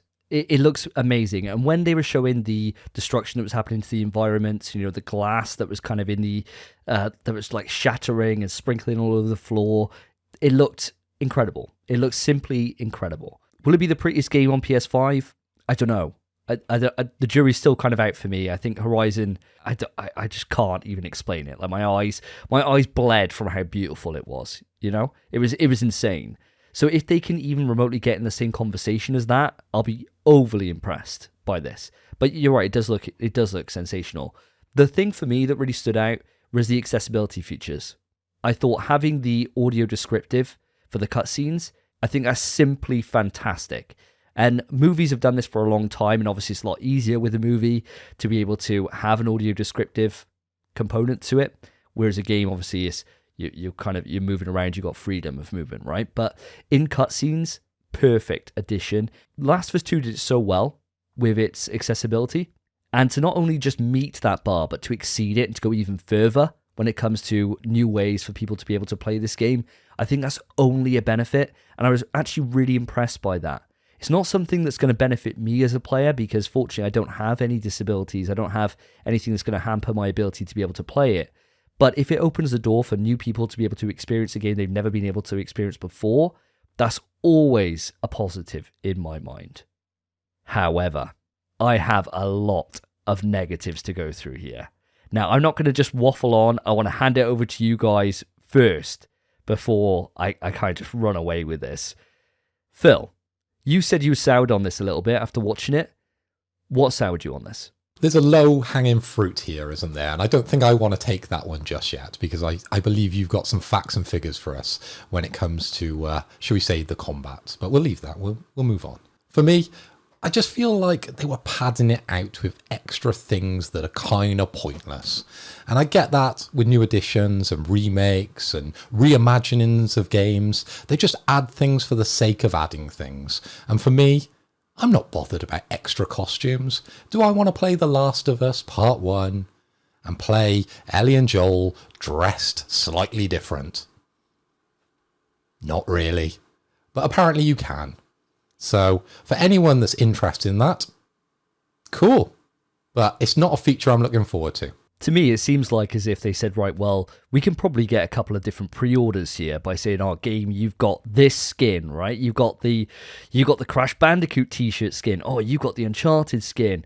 Let's just do this, right? Let's just put these little t-shirts over, and you can have this for a pre-order bonus." It kind of felt like that to me. Like, what the fuck are you going to do? You're going to walk into a store, you use a shiv knife on a door, and you just got Ellie's new combat trousers. Cool. Whoa. Oh my God. Please sign me up. Like, come on. Who the fuck cares? Who cares? Well, our listeners and our viewers might care, because I have been speaking to Naughty Dog lately. They jumped into my DMs. They give me a couple of codes for InPSWeTrust t-shirts for Ellie and Joel. So when you're playing through the game, you could have one of our official t-shirts on there. Wouldn't that be brilliant? I tell you what, if that was actually true, then I would walk that statement right back. I'd be frothing at the gash for it. I tell you what now, I would shill so hard for those add-ons, you have no idea. I can sell ice to an Eskimo. I could make this seem like the biggest feature that's ever come to console gaming ever. But sadly, that's not the case. You mentioned about padding in that trailer, and I've got to echo those thoughts. To me, this felt, and I won't go too deeply into my thoughts here, otherwise I'm never going to stop. This felt like as if these leaks were getting out of hand on Twitter. There was loads coming out every single day. It started with a couple of screenshots, then it was gameplay footage, and Twitter was just going wild for it, right? In all the wrong ways. So that everyone was really kicking off about this. And it felt like they were like, shit. We've got to show why this is worth 70 quid. So like, what the fuck do we talk about? And they're like, talk about the destruction in the environment. And they're like, okay, yeah.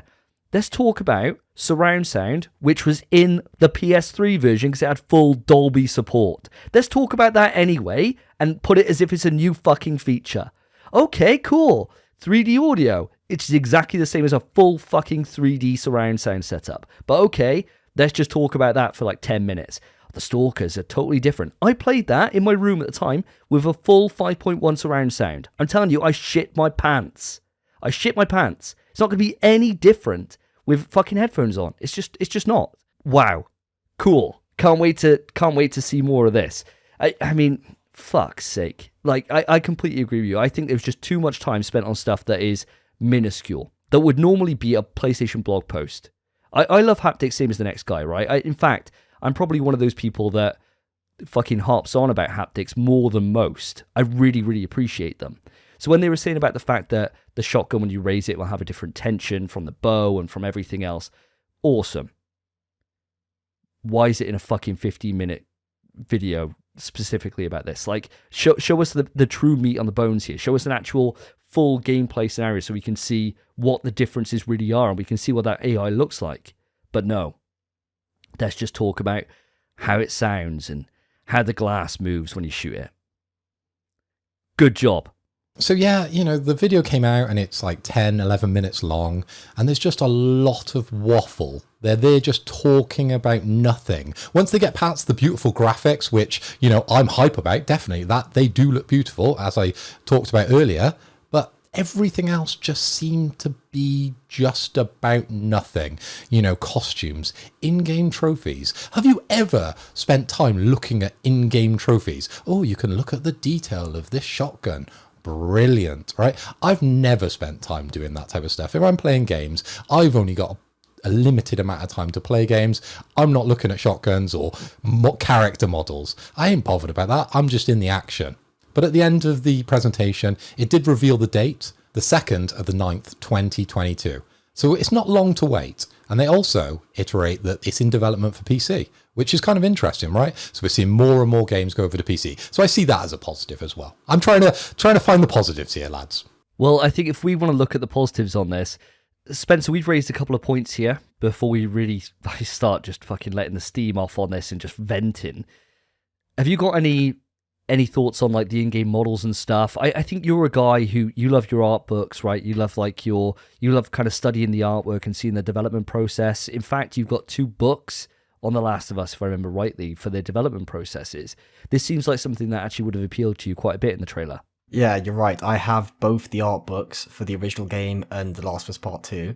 And I'll tell you right now, even though I have that art book for the first game, if they release one for the remake as well, I'll buy that too.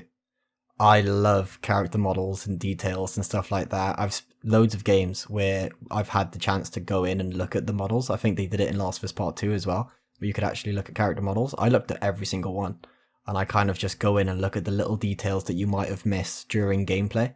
Like the Rat King in Part 2. You're terrified of it, so you kind of just run in and just pulling out your explosive arrows, just being like, oh, get the fuck away from me, just blasting it. And then, obviously, that gives you a chance to actually go in, look at the model in full quality, and appreciate the work they put into creating that monster.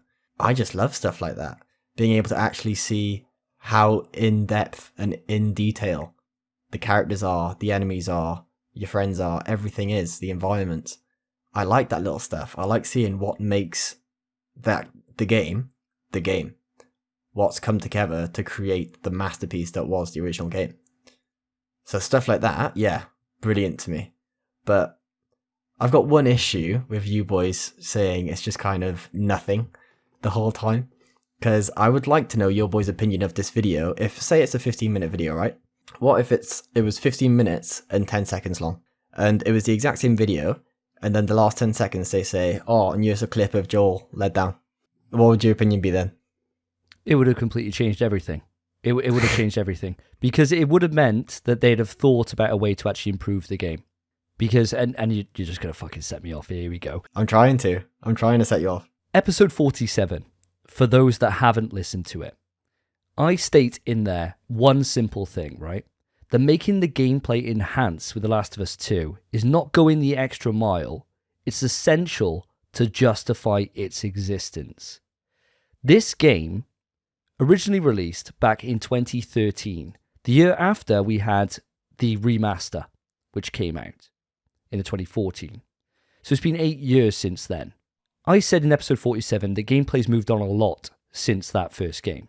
And when you play The Last of Us 2, it is a night and day difference compared to the first one. To me, this isn't going, like I said, this isn't going the extra mile to be able to think about how you modernize a game. You're charging full price, full £70, same price we're going to pay for God of War, the same price we paid for fucking any game that's come out this generation of any worth, like Horizon, whatever, Ratchet and Clank, whatever the case, right? All they've done is they've put a fancy fucking lick of paint on this and chucked it out the door. Because that AI, does it actually look much different? I don't know, because we haven't fucking seen it, right? Because they showed literally people getting shot, and that's it. So I don't know how different it is. From what I could see, they don't even fucking communicate with each other. They're not even saying anything. They're just, that's it, right? It's not like a case of Last of Us 2 where someone gets shot and they're like, Roy, Roy, my Uncle Roy, you just shot him. He was about to retire in 2 months' time. There's none of that, right? It is literally, it looks like it's the same animations from the base game. Looks like they've done fuck all work with that. They were like, oh, here's a thing of someone stamping on the ground. Where was that? I didn't see anything that looked any different at all from it. They had a chance to go into this with fresh eyes and say, right, let's redesign these areas. Let's take out these fucking annoying water parts where Ellie's just on a crate because she can't swim. Let's take these fucking out, or let's move this whole environment around to really refresh it up. Let's get you in so you got really dynamic combat where it's not just a case of you poking in and out of waist-high cover. Let's get it so you can move through the environment seamlessly. Let's get it so you've got a dodge button so that when you actually engage an enemy in melee combat, it's not a case you just mash square and next thing you know you're choking them out, or you're just punching them into an environment, into a wall. They had the opportunity to really get this from being a baseline cash grab, which what people are saying it is, to being something that is worthy of the Naughty Dog title. And I personally am looking at this and saying that this is something that I will not support. I will not support a 70. I just will not. Because if you compare this to Demon's Souls, right, we just look at the Demon's Souls.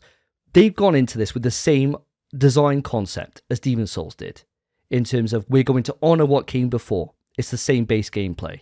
But whereas Demon's Souls was a remake of a game that came out like years before, it actually came out in 2009, and was done by a different developer, so they felt like they had to honor that. They at least added in loads of quality and life improvements into that, and loads of unique animations.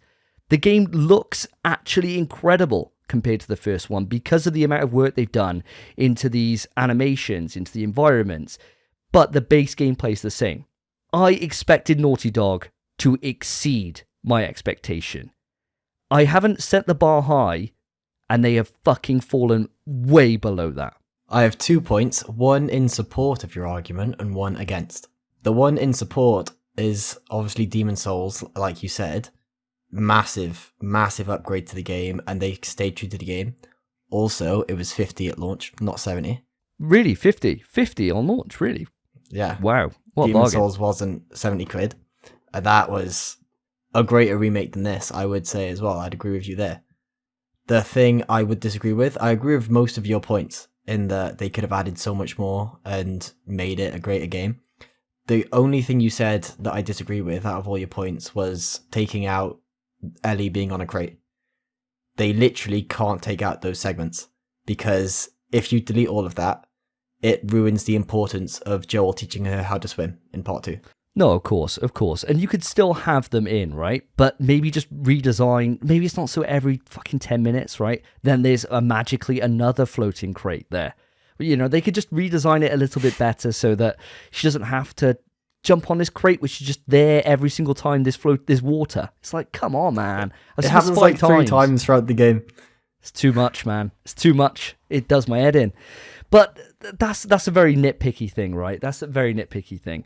I think for me, it's just a case of this game, I thought would be a way that would be my definitive way to experience the game. A new experience for me as a player who supported the studio for a long time and somebody that was there when it originally came out in 2013 and then 2014. I know this game like the back of my hand. I do not have the nostalgia there for this game that I do for hundreds of other games, like Shadow of the Colossus, right, when that was remade. There's not been that time there for me to gain that nostalgia that I need for this to really hit home with these visual enhancements. It's just not there. And so if it's the exact same experience that I've had countless times before, but just prettier, I don't need that. And that's why, for me, for the studio that is the pinnacle, the crown jewel in the PlayStation family studio, I expect them to do better. And they haven't done that. Amen, brother. I just don't understand why they did this themselves. Why are they wasting their talent just to make a game look better? As I said in the last episode, this is Naughty Dog. We expect a certain level of game whenever they announce something. And this, it's just an up-res, isn't it? It's just a better lick of paint. It's just a nicer graphic, right? Imagine what else they could have been working on if they just shipped it out to a third party. They didn't even add new sections to the game. Maybe explore more environments or just something extra, right? If they're not going to give us the overhaul of the combat, which is probably the main bugbear for myself and you, Davey, why not give us 5 more hours of gameplay or something like that? So I've got a need to play this game other than playing it in beautiful PS5 graphics. My counter argument to that is just the case of the main team had to do this, and they made the decision to do this because I assure you, everything they've done with this remake part 1, the more density in environments, the AI improvements, upgraded animations, new buddy AI, motion matching, the permadeath, the speedrun, game modifiers. Granted, they had to take the time to do all of that, but I assure you that time's going to be put to use in the next iteration of The Last of Us. It wasn't a waste of time because all of that will go into the next game in this IP. That's very true. But then, and that is a great point. They're going to learn a lot from this experience, right? They did the same for PS4 when it came to The Last of Us then. Is it a case that every single generation that comes by now, PS6, PS7, PS8, PS8.5, PS9 and 3/4, right? Are we going to get a new Last of Us because that's their way to learn the system? No other fucking studio does this. No other studio in the family is like, oh, let's just do this and have it as a test bed. And the ones that did charge a £10 upgrade fee. Where the fuck is that? Why isn't it a case that if I own the game already, because it is essentially the same game, I can't just upgrade it? It's bullshit. We talk about, and we had Lewis coming back to us saying that Sony's been ripping us off when it comes to Ghost or it comes to Death Stranding because of their director's cuts, right? But if you own those games, you get this at a much discounted rate, right? You pay that just extra amount to upgrade, and you get the DLC content included. They could have just done that with this, and it would have ameliorated every single issue they're going to run into. But because it's The Last of Us, they think they can fucking nickel and dime us. And for 70 quid, this is not worth it. Like, I'm always the first one to say that, like, the time you spend in a game, that doesn't equal it, right? It's all about the experience. But if I've had that experience 2 times previously, and it's the same fucking experience, that is a total rip-off. It's a total rip-off. And there is no way in hell that I will buy this day one. I will either get it on sale or I will borrow it off Spencer. Because I am not going to put my money in to support this. We shouldn't be paying for Naughty Dog trialing how to use the PS5. No other fucking studio's doing it. It's not good enough. It's just not good enough. It kind of feels like we've got someone very pro, someone very negative, and yeah, I'm somewhere in the middle, aren't I, with all this? I like it, but you are right, £70 is quite a lot of money just for a beautiful game, right? It's the same game I've played once before. But am I going to pay it? Probably not on launch. That's where I'm standing. I said last episode, and I'll say it again. Obviously, for me, I'm biased as hell. I adore this franchise. This is my favourite game of all time. I'm going to pay the 70. I might even get the upgraded Firefly edition just because I want the Steelbook. The rest of it's shit, I just want a Steelbook. I want this to be my copy of The Last of Us. But I said it last episode, and I'll say it again here today. For me, it's worth 70. I understand for everyone else, it's not. The game should be priced at £50, 100%. Because the point I made last time was that this is literally the remaster, but less. Because all they've done is remake the game, sure. And I don't think they could upgrade it, like the other games. Because the other upgrades, all they add is PS5 controller features, 4K, and ray tracing. This is adding actual new mechanics, actual improvements to AI, and just the way the game's built. It's adding a lot more than all the other director's cuts have. So I don't think they could upgrade. They've actually it's a remake. It's not an upgrade, it's a remake. So they couldn't really do that. But I do agree that 70 is definitely too steep. I'll pay it, but it is too steep. That should not be the asking price for this. Because the amount you're paying is for the initial experience. And nothing about this is initial. Everyone's experienced this game. The only benefit to this game I see is obviously Neil Druckmann said, not different but better. This is the definitive way to play Last of Us. And for us, sure, it's the definitive way to revisit it. But thanks to all these accessibility features, there are people that couldn't play the game before this version. And this is going to be their definitive experience of Last of Us. And I think they've just made it the best they could for those people that now get to play this for the first time. Spence, I think you just nailed it. That's exactly it. For those that haven't experienced it, this is the best way to do that. There's no shadow of a doubt. That is the best way. And for those that, as you said, have never been able to play it before, this may give them the accessibility options to be able to do it. It's just a damn shame that I'm not one of these people that's going to really benefit from this game. And it stings. It really does. Has anyone got any closing thoughts on this before we end? I've got a quick question for you lads just before we close it out. So we've had the initial release back in 2013. We've had the remaster now in 2014. We've had the remake, or we're going to get the remake now in 2022.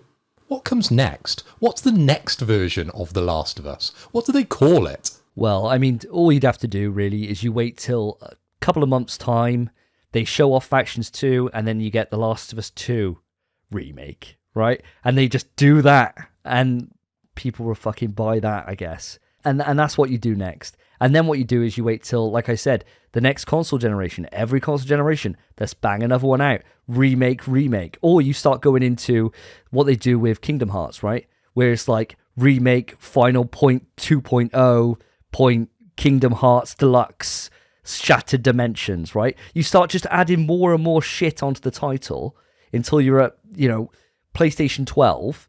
And we've had like our 15th fucking remake of it because they've done another one for every pro version of the console. And you're getting to the point where it doesn't fit on the box anymore. You've got a little, you do this, right? You open it up and you just go, and it's a scroll, and it just comes down, where it's got all these different like subtitles on it. And by that point, the only thing they've done by then is you're not playing as Joel and Ellie with character models. It's people that are sitting in your living room that act it out for you, because that's what PlayStation 12 does, right? It's the case you plug it into your fucking neocortex and you're in there. And you're like, oh my God, I'm actually in this environment. But I still can't go any higher than still can't lie down, and I still got waist high cover. That's what's going to happen, Phil. Calling it now.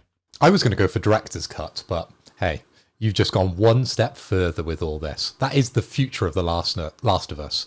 But lads, when are they going to stop? That's my final question. Is 3 versions of the same game too much? Personally, I think they've set this precedent now that from this point, realistically, you shouldn't really touch it for at least 2 console generations, surely to God. Like, if we're talking about the PS7, and they show it again, maybe that's 14 years away, maybe then there would be a little bit of nostalgia in me, right? I'd be like, oh, I remember thinking that looked great on the PS5. I can't wait to see what they've done to improve it. Uh-oh, we're back here again. I'll tell you boys now, in my opinion, this is the final version of Last of Us 1. And I've thought that since they've showed it. It mostly arcs to the point I made last episode, where I said, I think that games have more or less reached their peak in terms of graphics and fidelity and stuff like that. I can't see it getting a lot better. I'm sure it will, and it'll blow my mind. But in terms of the next 2 console generations, we're just going to get the same game, probably a director's cut. They might director's cut it, which would be fine. A tenner. That'd be fine. But the game's not going to improve from here. It's just going to be 8K, better HDR, better ray tracing, and 120 FPS. And maybe more controller features. I mean, I imagine that's what PlayStation's focusing on now, because their controller's sick. I can't imagine them actually remaking this game when it looks this good. I don't think it can get better than this, at least for the next maybe 20, 30 years. Well, we'll have to wait and see. I mean, the PS6 is probably about five years off. So we'll see then if at that point we're revisiting The Last of Us again for another time. But we'll save that for down the road. So guys, to end the show, we've got... It probably could have been included in rumours, but it felt big enough to put it as a topic. We finally have heard the first rumblings of Gran Theft Auto 6. Now, this is what we know so far. Bear in mind, this is all rumours. So it's rumoured to be set in Miami, aka Vice City, and you're playing as a Latino woman, part of a duo which are based on Bonnie and Clyde. And the whole point of this really is that as the game goes on, instead of like a GTA Online mode like they've got now, they're going to be adding new cities and locations as the game continues on. So think about things like Liberty City or Los Santos. They could appear back here in this new game world, I guess. Now, apparently, it's been in development since 2014. There's a lot to unpack here. And when you're talking about studios that have like big dick energy, right? And we'd be talking about like Naughty Dog's definitely one of those studios that, you know, you pay attention to it. Rockstar got the biggest dicks on the planet, right? Like, this is a studio that just needs no introduction. So hearing these first rumors about GTA 6, how has it got you feeling, Spencer? How are you feeling about this whole vision they're pitching here? I mean, I'm not too big on GTA anymore. I mean, I loved it when I was 13, but now that it's been 11 years since I was really into GTA, and I still played it a bit online on my PC with my mates just for silly game modes, but I'm not that big into the GTA universe, or at least as much as I used to be. But this, a little Bonnie and Clyde setting, that could go a lot of ways, especially with GTA, especially the way Rockstar take those games. Like, GTA 5 had a mental story with so much stuff going on, always switching characters and just changing locations, and every time you switch character, it would just teleport you to them immediately. And, well, I say immediately, loading times were tragic on that game. But as soon as you got in, that character would be doing something akin to what that character might be doing. So Trevor would literally be in the middle of a fight, knocking someone out, and just being himself. And then you take over and you start just doing what he does. If they do this kind of stuff in this game, which I imagine they will, just hopping in and out with PS5 load times, oh god, that'd be nice. It's exciting. And changing the setting quite a lot. Having a woman be playable. We all know I like to play as a woman in video games. I like it. I mean, it sounds nice. I don't want to say I'm looking forward to it, because I haven't seen it yet. But when I do see it, if it's been in development since 2014, and it's Rockstar, you can bet that first trailer is going to blow everyone away. GTA 5 still looks stunning today, in today's standards. It's still a beautiful game.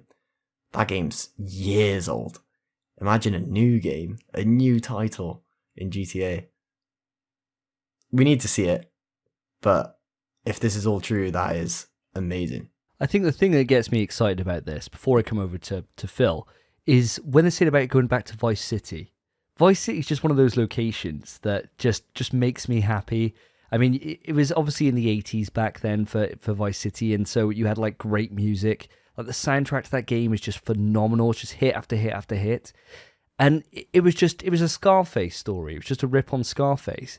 And it was just excellent. It was just such a fun place to go and just to mess around in, and just the first time you had motorbikes in the game, and it was just an awesome time. And it's a location that people have been clamoring to go back to now since they've started since Vice City, really. I mean, we've gone back to Liberty City in GTA 4, went back to Los Santos in GTA 5, so it makes sense to come back to this location now at this point. And hell, the only thing I need to know is when it's set, because that would be the big thing. Like, modern day Miami isn't as cool as 80s Miami. So if we can get back to 80s Miami, holy hell, I know I'm in for a great time regardless to what the story is, because that soundtrack will be fire. I'm so in for this. Like, I'm so in for this. It's been a long time since I played GTA, and especially as I played GTA 5 on PS3 and I haven't gone back to it. So I've got a real craving for a bit of GTA now. Like, I really want to. And seeing all the strides they took forward with Red Dead Redemption 2, in how that kind of like open world and how you could interact with NPCs and it really go off in really unique ways, it felt like a next-gen thing, right? It felt like a huge jump up from what we've seen before. Now, I haven't had the time to be able to go in and give Red Dead 2 the time it actually deserves, because it's a massive undertaking.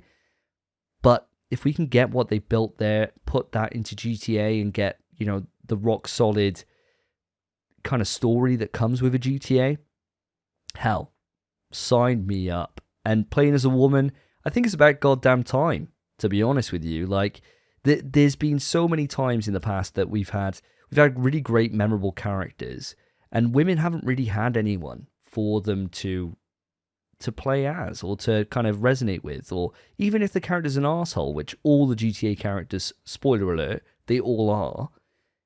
It's nice to have a change of pace, and to have a woman protagonist. I think that's cool.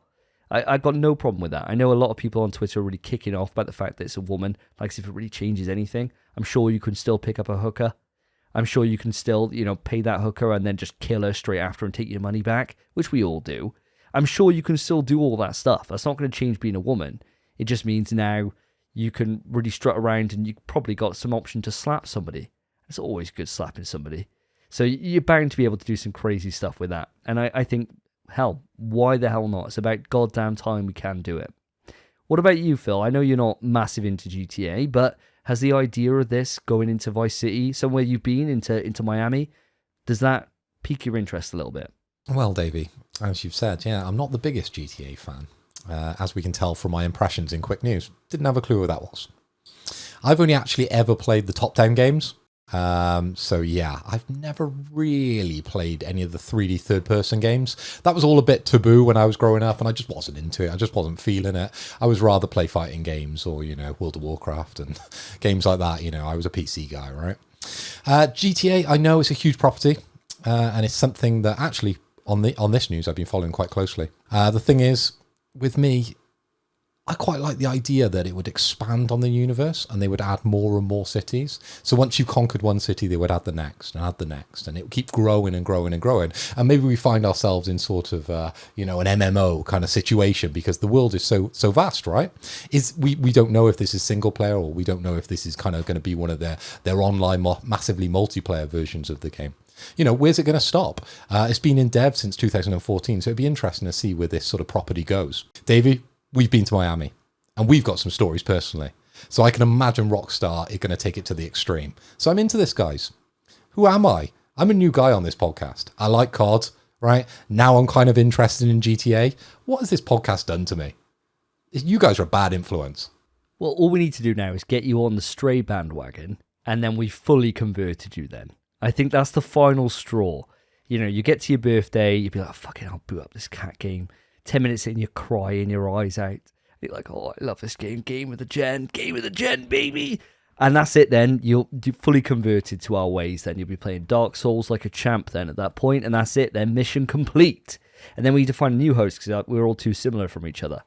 But yeah, I think this is something that obviously this is like major news, right? Like I can't think of another game that's going to be more high level than GTA. So I think as a podcast, we definitely need to keep our eyes on this and see really where it goes. The only thing that is kind of worrying me a little bit is that a couple of years ago, after Red Dead rocked and after that finished, they lost quite a lot of staff. They lost quite a lot of key design personnel. And so the worry at the moment is that this game's going to lose a lot of its edge. And that will be a damn shame, because there's one thing that GTA does, and it does satire so well. And it satires the American dream just to a T all the time. And it plays its humor very, very, it's very cut and loose with people's feelings. Like, it doesn't really care. It's quite risky. It's quite risque. And it'd be a damn shame if it's gone. If they play it too safe and they go too woke with it, I think that they're going to lose something. So I'm hoping that they still have that kind of, that on the nose level that GTA has. But with these rumors kicking off now, and with Bloomberg really kind of opening the doors on this and a lot of people reporting it, I mean, hell, this game's big enough that it doesn't need an event, right? You just put out a trailer on YouTube at any point and it's going to fucking set the internet on fire. So who knows when the hell we're going to see this? We'll see it on Rockstar's time. Whenever that is, it's going to be wild. So I'm sure that if this happens later on this week, which always seems to be the case whenever we got an episode going out, we're going to have a breaking news, because it's going to be massive, massive news. But we'll wait and see. Has anyone got any final thoughts on this before we end the show? I just want to echo what you say, Davey. I don't want them to hold back, because GTA has always been, as I said earlier, it's the taboo game, right? It's the one where you take prostitutes into a car and do your business, shoot them and take their money, right? If they're cutting that kind of stuff out of the game, is it really GTA, right? Can we have a true GTA in this time and age? That's the question. Are they going to keep up to that standard? I don't know. I really don't know, because things are different now, right? We're not back in the 90s where you can make those type of jokes and everyone laughs. It's not the same. No, it's not. But then at the same time, like, you know what you're going in for. You know, it's the same way that if you're going in to see, like, a new slasher a movie, you're not going to be surprised, or you shouldn't be surprised if you see gratuitous tits everywhere. If you just go into it, if you go into a film like that, right, you know you're going to see two things. You're going to see bloody murder and tits. And if you're like, oh, I don't want to see breasts in my horror films, it's like, what do you think this was going to be? Right? It's going to be some scantily clad women, some jocks getting carved up, and that's what you get. I think with GTA, you know what you're in for, right? The problem will be that if they do tone it down, and they do go, like, they're worried about backlash. I mean, this is the same company that put out Bully, right? Put out a game about beating people up as a giant ginger. Like, come on. If there's one company who shouldn't be worried about what the internet think, it's Rockstar. They are going to have complaints up the wazoo, mate. Just think of their Twitter. It would be blowing up with people just having a go at them. This is why they cancelled Bully. This is why they couldn't make another Bully, because it would offend too many people. And I feel that GTA could be in that area. Definitely could be. And it'll spoil it, because that's not why you buy GTA. You buy GTA to be offended, to be like, to question it, right? You look at GTA and go, ooh, that's a bit too much. But now people are going to, scream and shout about that type of stuff. There will be a lot of Twitter outrage, right? And there will be people that are like, oh, I can't believe they're doing this, or I can't believe this. You're bound to have some advert that's on the radio in there being like someone who's a vegan and they're totally taking the piss out of it, right? And but that's just the way it is, right? And I think that sometimes you can have a vision for something, especially something that's like such a defined property as GTA. And if you move away from what makes that so defined to the point where it's unrecognizable, is there any point in even doing it? Like, I'd much prefer them just to say, it's worth us just doing a new series. Like, if this is too hot property for us to touch, this stuff is too controversial, then do something else. Because you're just going to ruin the legacy that you've already got there. And for those that are so easily offended by everything, just fucking play something else. It's not for you. You've known by now. You've got enough experiences out there with GTA to know that maybe you're a bit sensitive for this. And so it's not for you. And I think there's companies should have the balls there to be able to say, look, this might not be for you. I don't think there's anything out of line with that. Like, people can have people get offended over everything, right? People literally get offended over the smallest things that I think, how could you get offended by this? But they find a way. Sometimes companies bow down to that and they say, no, we'll change our product to suit the lowest common denominator. And then it ends up losing that thing that makes it its own thing. And it becomes diluted to the point where it's not for anybody anymore. I'm just hoping that GTA aren't going to really care too much about what Twitter says, because Twitter, you can't do right for doing wrong on Twitter. You just can't. And if you're trying to aim towards them, you're going to get so much hate from the other side, from the people who want all the extreme stuff, right? And they can't see it any other way. You can't win. You can't win. You just got to go your own way on it and hope for the best. And it's big enough IP that it won't matter what people think. Well, that's my take anyway. Don't know about what you think on that, Spence.